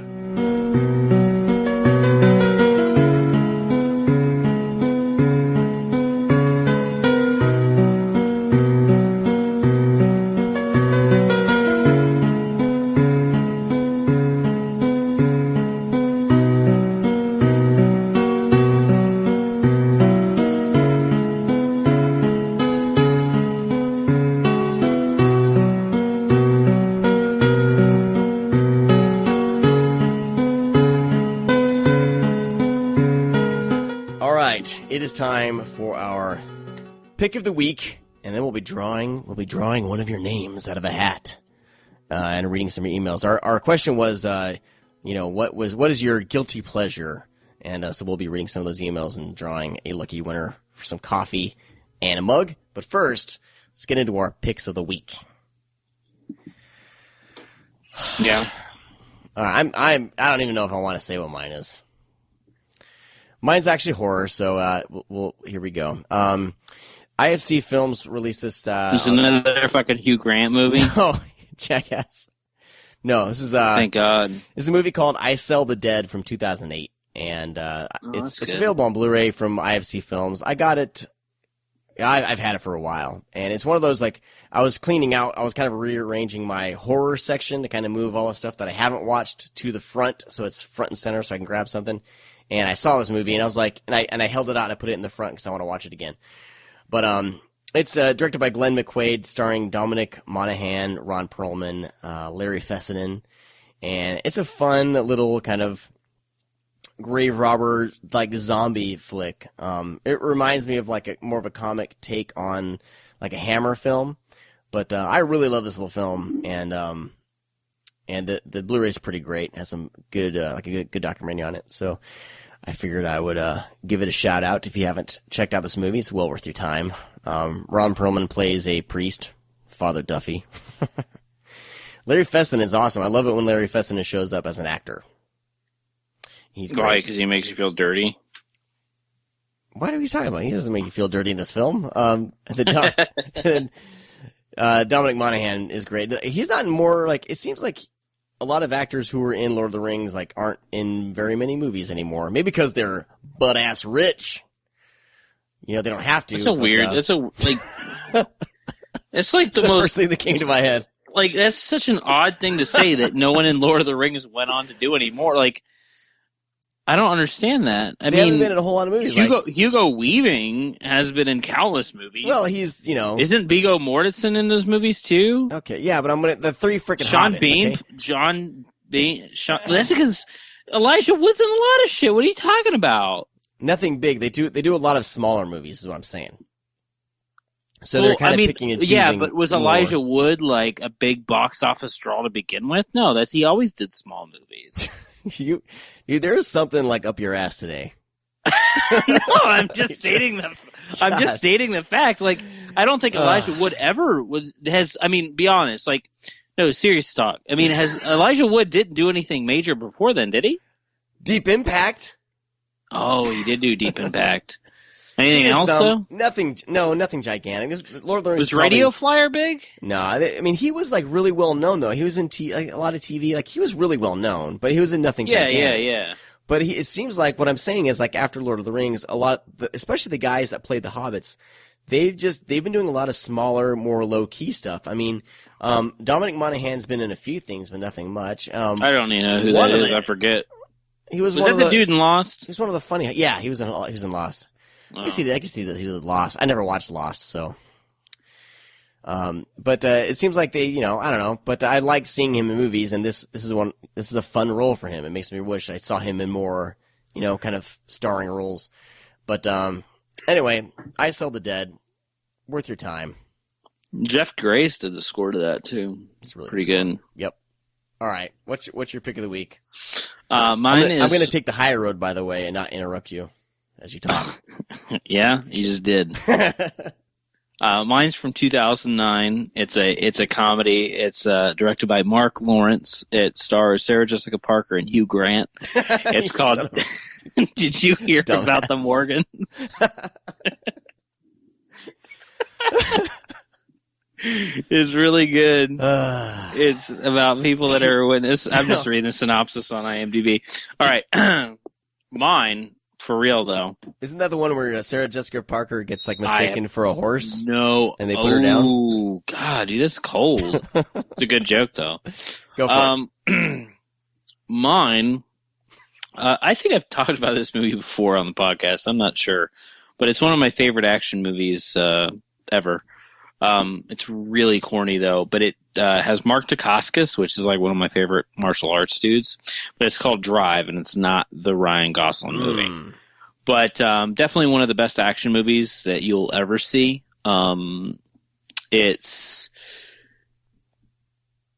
basically this thing is implanted into Mark Dacascos' chest that makes him a superhuman fighter. And he escapes, and there's all these people hunting him, and he teams up with Kadeem Hardison because he's driving the car that he escapes in, and they stop at a hotel that Brittany Murphy runs. And it becomes a trio, an unlikely trio on this run for your money type deal, but the action sequences are epic and some of the best choreography that you'll ever see in a movie.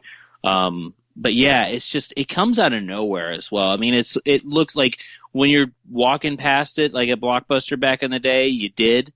This is 1997, I think this movie came out or something. Oh, yeah. But you're just you look at the cover and you're like, nope. They probably put it right next to Driven.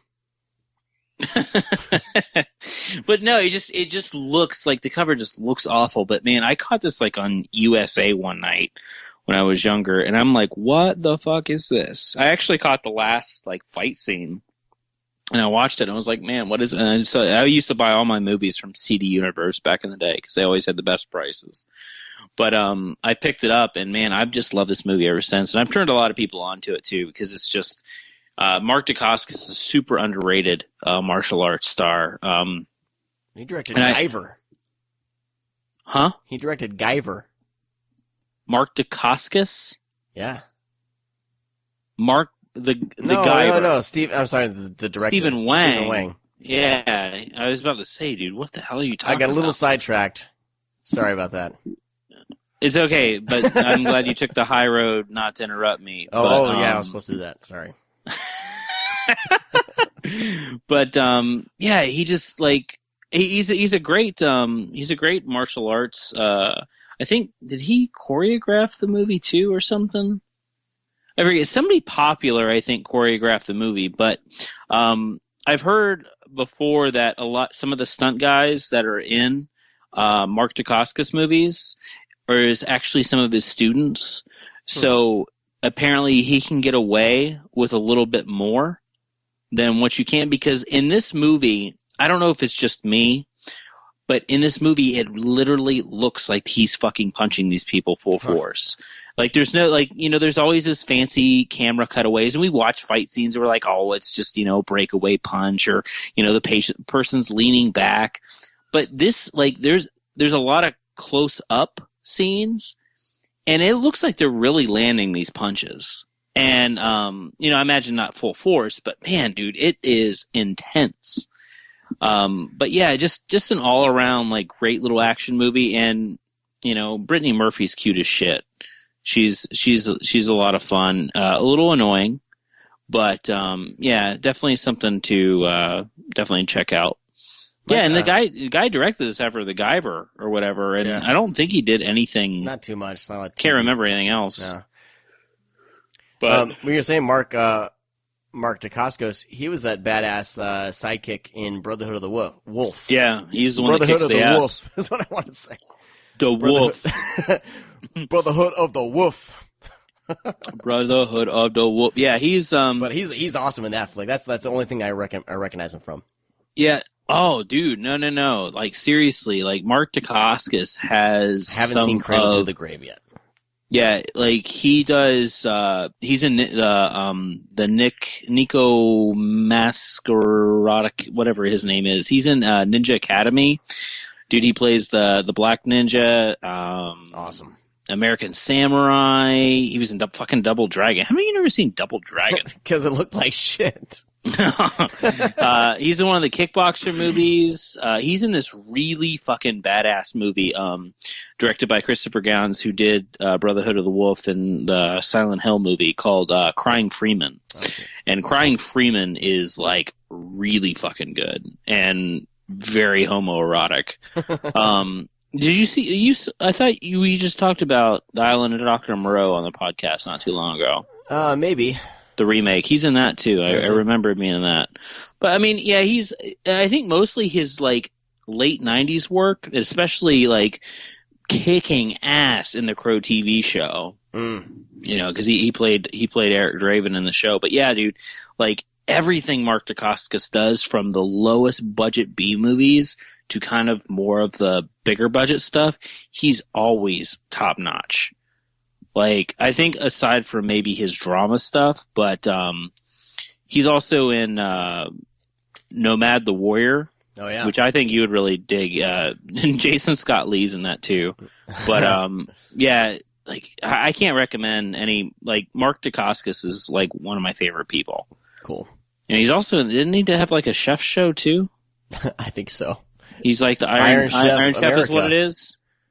Yeah, the chairman. Yeah. Anyways, Weird. Yeah, I know he's in that, but everybody makes fun of, like, they're like, I'm like Mark Dacascos, and they're like, Iron Chef, and I'm like, God damn it! I was like, I guess so. I don't know. I just known him from as a kid. Do you see how shitty TV is nowadays? People like Mark Dacascos, instead of kicking ass, they're on a chef show. I got show.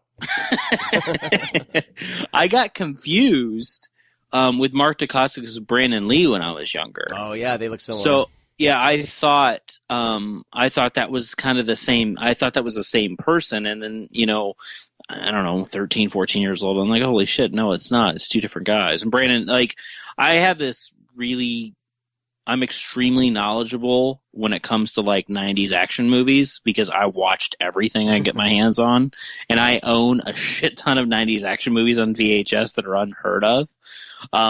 So, like, I know my 90s action stars, like fucking Gary Daniels and shit. So I will recommend the craziest 90s action movies to you. Awesome. And they're like, those are the best. They don't make 90s action movies like that anymore. No, they don't. The newest one I'm hearing is possibly is it Skin Traders or Skin Trade or whatever, new Dolph Lundgren flick. I'm hearing that may come close. I don't know. No, dude, it's not going to happen. No, it really won't.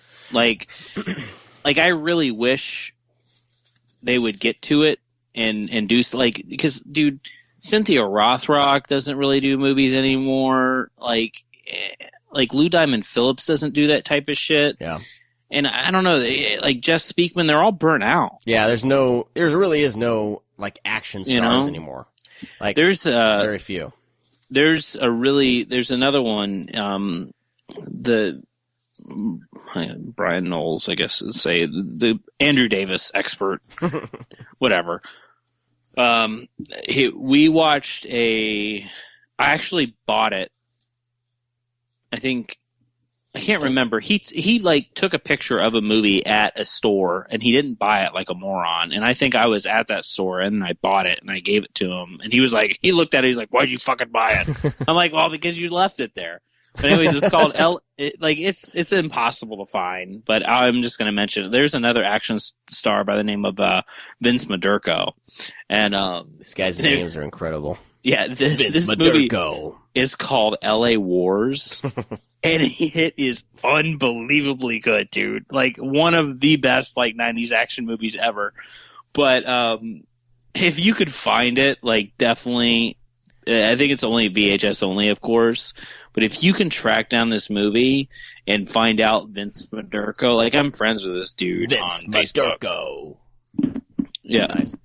Wait, why are you making fun of Vince? Not that the name's awesome. Like Mark Dacascos, Vince Dacopoulos. I don't know. All right, hey, we got to get to this drawing. Man. I'm not done talking about 90s action movies. Damn, well, coming soon. Like 90s action cast, dude. Killing American Style with Harold Diamond. Dude, Harold Diamond and like Picasso Trigger and Hard Ticket to Hawaii. Ugh. These guys are unbelievable, man. Like, I want to do an Expendables movie with like all burnout 90s action stars. Dude, how amazing would that be? I guarantee you it would be better than any of those Expendables movies. God, like these guys are so much better than Lundgren and fucking Schwarzenegger and shit. Those movies are. I liked them for what they are, but like I'm never gonna rewatch them. Like they don't have that charm that these 80s and 90s action flicks have. Like they're like missing it's just some better weird if they charm. just announce, like if they announce the cast and show a trailer. That's way better than the movie. Yeah. Like if they could just make fake trailers and just show like the 20 actors they got, that'd be like, yeah. All right, cool. I don't have to actually watch that movie because it's probably gonna suck. The problem is they try to get into drama and like actually have conversations. Like, no, guys, don't talk. The only good part about Expendables is when they rag on each other. Like everything else in those movies are just overly boring. I never even watched the third one. It's just okay. Because the second one was just unbearable. It's better than the second? Really? That ending sequence in the airport, driving around like a little mini Cooper with Arnold Schwarzenegger shooting out the side? The problem is they made these movies, the first one's hard R, then they made them PG-13, and it's like we go to these movies for the action, the blood, the guts, the macho, and they took that out of those movies. The first one is bearable, and then the second two are just neutered, So, yeah, I remembered not like kind of digging the first one. The first one's okay, but it's not great at all. But the second two, they go PG-13, and it's dumb. They do an uncut version on the Blu-ray of Expendables 2, and they add in CG gore, and it's awful. All right, sounds fun. CG gore. All right, let's get to these. We asked you guys what your guilty pleasures were. I'm going to be, since I'm super critical tonight, I'm going to be super critical of these picks. Mine was Blue Crush. It's a good one. It's a good one. I love that movie. Mine was Bring It On. All right, first we have Chuck Zars. He's a listener. We talked to him a lot on Twitter. Chuck, what's up, man? Chuck. His email is short and sweet, but his guilty pleasures are Legally Blonde and Legally Blonde 2. I give it to him. I have never seen those movies. I have. I had a girlfriend that loved them, and also I have seen the Broadway show a few times. I did not know there's a Broadway show. I don't like any of them, but Chuck, you get a pass in my book. I approve of those picks. All right, we'll see who gets by Brad's radar here. I'm gonna lose listeners because I'm an asshole. Please be nice. Don't treat them like you treat me. Darian O'Quinn writes in his guilty pleasures from the 80s teen rom-com Can't Buy Me Love. Okay. Jeffrey Bass. That was Patrick Dempsey. It's Patrick Dempsey. I don't think like it's hard to say like any 80s. I don't know. Like it's kind of hard, like because they didn't have that bubblegum pop feel yet. Right. So like anything from the 80s is kind of like an 80s rom-com. They're all cut. But I see where he's going with Can't Buy Me Love because that was a little bit more like teen bullshit. But yeah, I don't think I've seen it. Yeah, dude, it's really good. Yeah, it's a solid pick. I mean, yeah. I give it to him. It was one that was trying to be that lovey-dovey type thing, but also trying to stir away from that and kind of be hardcore. There's like a really emotional scene in that at the cafeteria where, you know, it's basically a stand up for somebody and it's like really emotional and it kind of gets tears in your eyes watching it. Oh, nice. I mean, it's a solid movie. Yeah. I'll check it out. I'm a sucker for these types of movies, so I can't believe I haven't seen this one yet. Yeah. All right. Moving along. Michael Engber, or do you go by Mike? We don't know. It just says, it's signed, sent from my iPhone. Cool. I'm going to say Mike, because I call all Michaels Mike. Oh, Jesus Christ. Just get to the movie. He writes, I love me some 13 going on 30. Ruffalo is so dreamy. I'd gladly place it on my shelf next to my Blu-ray of Possession. There you go. I love that pick. movie. That's a solid flick. Pick. Yep. That movie blows. But just because I said I liked it, you jackass. No, I fucking hate that movie. It's a fun movie. It's a fun, like... I hate Legally Blonde as well. But these are guilty pleasures. This is the point of picking them. Like, these are good, solid picks. If my wife ever wants to watch 13 going on 30, I'll be like, yeah, let's watch it, whatever. You fucking put in your tampon, too? Jesus. All right. Well, imagine, like, you get an argument with your wife when you get home, and you're like, hey, honey, you want to watch 13 going on 30? Make some popcorn and some Diet Coke. All right. Brad's hilarious tonight. Brad is on fire. All right, here we go. Yeah. Email here from Ron Compostine. I hope I pronounced your name right, Ron. I apologize if I didn't. I think people know now. Sean and Brad, this one's pretty easy. Anytime a friend or family member comes over, this title sticks out, and I either get made fun of or laughed at. I own all 6 seasons of Dawson's Creek.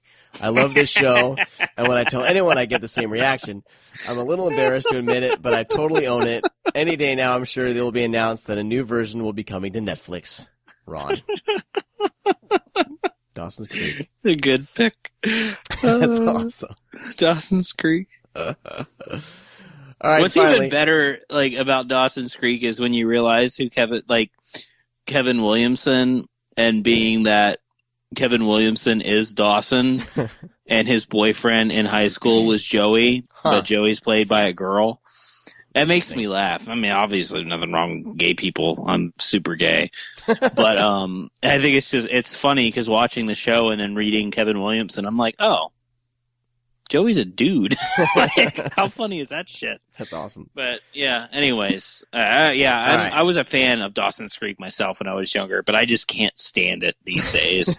I tried like going back a few years ago, and I just can't do it. No. All right, here we go. Finally, Josh Jones writes in, hey guys, my guilty pleasure is 1991's Cool as Ice. I initially dismissed this movie when it was released due to my boyhood hate of Vanilla Ice, but years later I gave it a chance and I grew to love this film. This movie truly has it all. Action? Check. Romance? Check. You bet. Or sorry, I'm reading it wrong. Romance? You bet. Vanilla's whack raps? Yep. My wife shakes her head at me every time I watch it. This movie is so bad, it's good. I get looks at work whenever I bring this movie up, but I really don't care. Now, this has not been released on Blu-ray, and the only DVD that is available is a shitty DVD-R. I do own an HD copy on Vudu, but I'd love to see this get a Blu-ray release. Love the show. Keep up the good work. Josh. Thanks, Josh. Cool as Ice, dude. I remember seeing that movie when it came out on VHS. Yeah, I mean, it's one of those, you gotta like it because it's just so awful. It's such a product of its time, too. I mean, you know, how Vanilla Ice was, and he was so popular. And then he's in this movie. Doesn't he say, I'm cool as ice, baby, in the film? Dude, I haven't seen the movie since probably 95. His lines are incredible. All right, let's do this. I got names in the hat right here. You can hear it shaking them around. Dude, pick or it didn't happen. Huh? Pictures or it didn't happen. Well, this isn't live. If this was live, No, it's live right now. I'd live tweet. Yeah, right, but you need proof. Grabbing one out of the hat. Here we go. The winner is Chuck Zars. You have won Coffee Shops of Horrors coffee and a mug. Congratulations. Good sir. Congratulations. Jeez. Where's my coffee? Oh, see, I'm still kind of upset I'm not in the hat. I sent you a mug and coffee. But I'm kind of upset that I don't get thrown in the hat, though. All right. But if I get thrown in the hat, maybe I don't win the coffee. Maybe I can win something else. No, dude. You're the host. I have a really good picks. You're uneligible. I don't know. Dude, you get the fame and glory of being a host on the ScreamCast.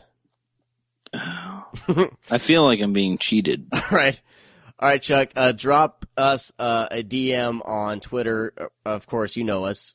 Drop us a DM. Send us your address. We will get this out to you. So congratulations. What if he doesn't listen to the show ever again? It'll be a long time till he gets his prize. What if I said something in the last show that pissed him off? I don't think you did. I think you'll listen. Really?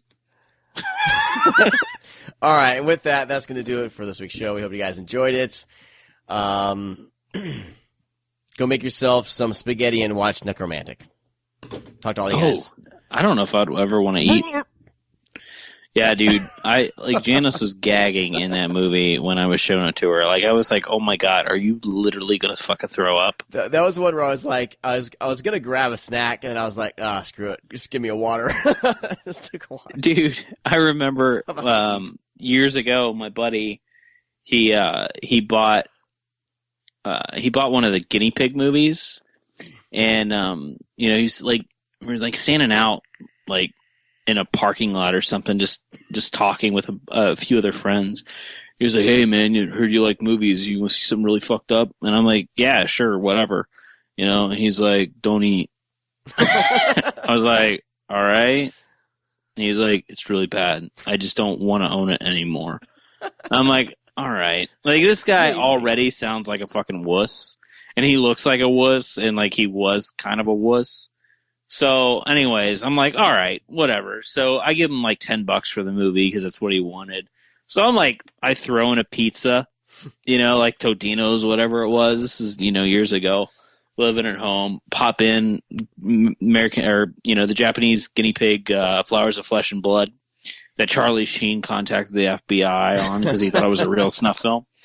So I'm watching it and I'm like eating. I'm like, oh my God. I can't eat. I can't eat any more pizza. I have to put the pizza in the oven and put it on low so I can eat this later. I'll wait till this is over. That's hilarious, I can't I can stand some blood, but dude, the bone, sawing through bone noise. Oh my god, dude! I can't do that. Ooey gooey slime. Yeah, gross. All right, and with that, everybody. You just described your sex life. Oh, yeah. Ooey, gooey, and slimy. Speaking of, check out the new poster for Gasper Knows Love. Oof. That makes me not want to watch the movie.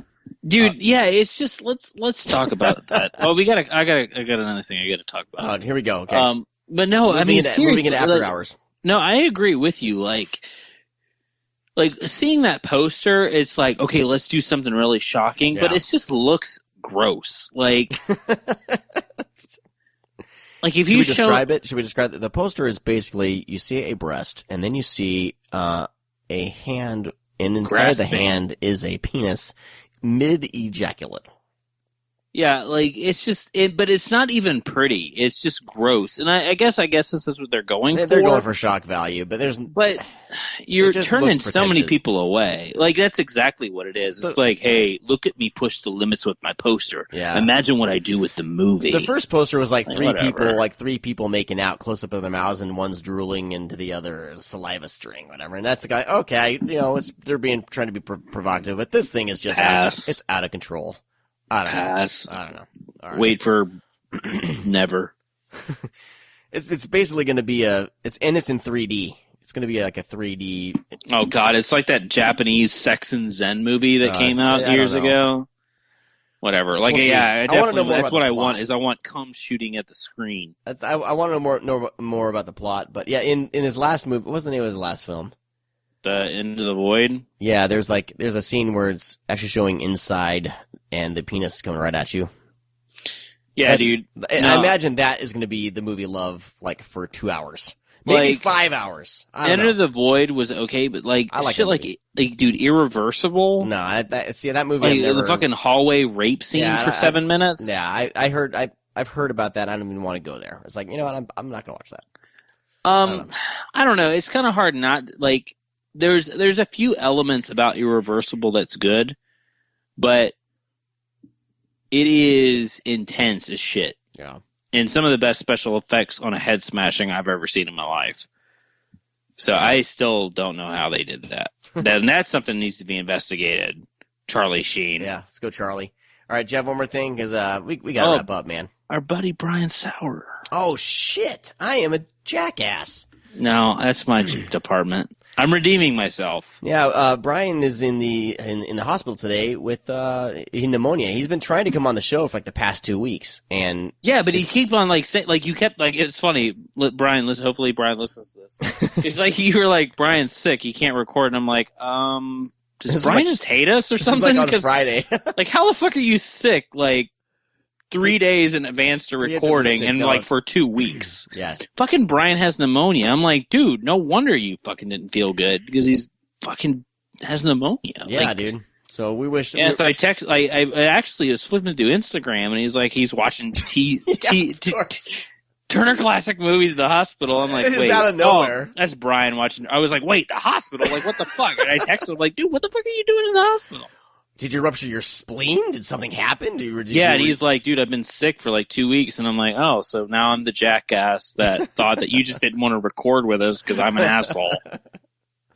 No, we're things I've done to Brian. We're looking at a schedule. We're trying to. I mean, he's very busy, but we're trying to get a show with all three of us very soon. We're trying to figure out what the hell we're going to talk about. Hey, dude, he needs to record in the hospital. Yeah, that'd be awesome. Live from. All right, so we wish I can't talk Brian a speedy recovery, and he will be back on the show soon. Get healthy. Mm-hmm. Pneumonia can be a bitch. Ugh. All right, and with that, everybody, thank you so much. Next thing, damn, Jesus Christ, are we done? Drink coffee shop of horror. I haven't even done any of the plugs. Go to the ScreamCast.com.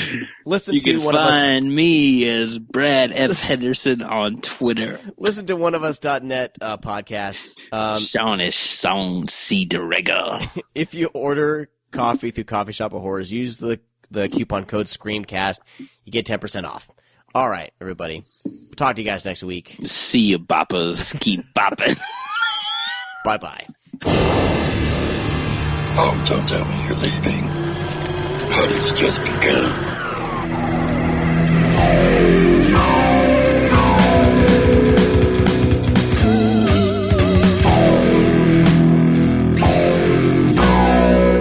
Dude, did you pop a few things before the podcast?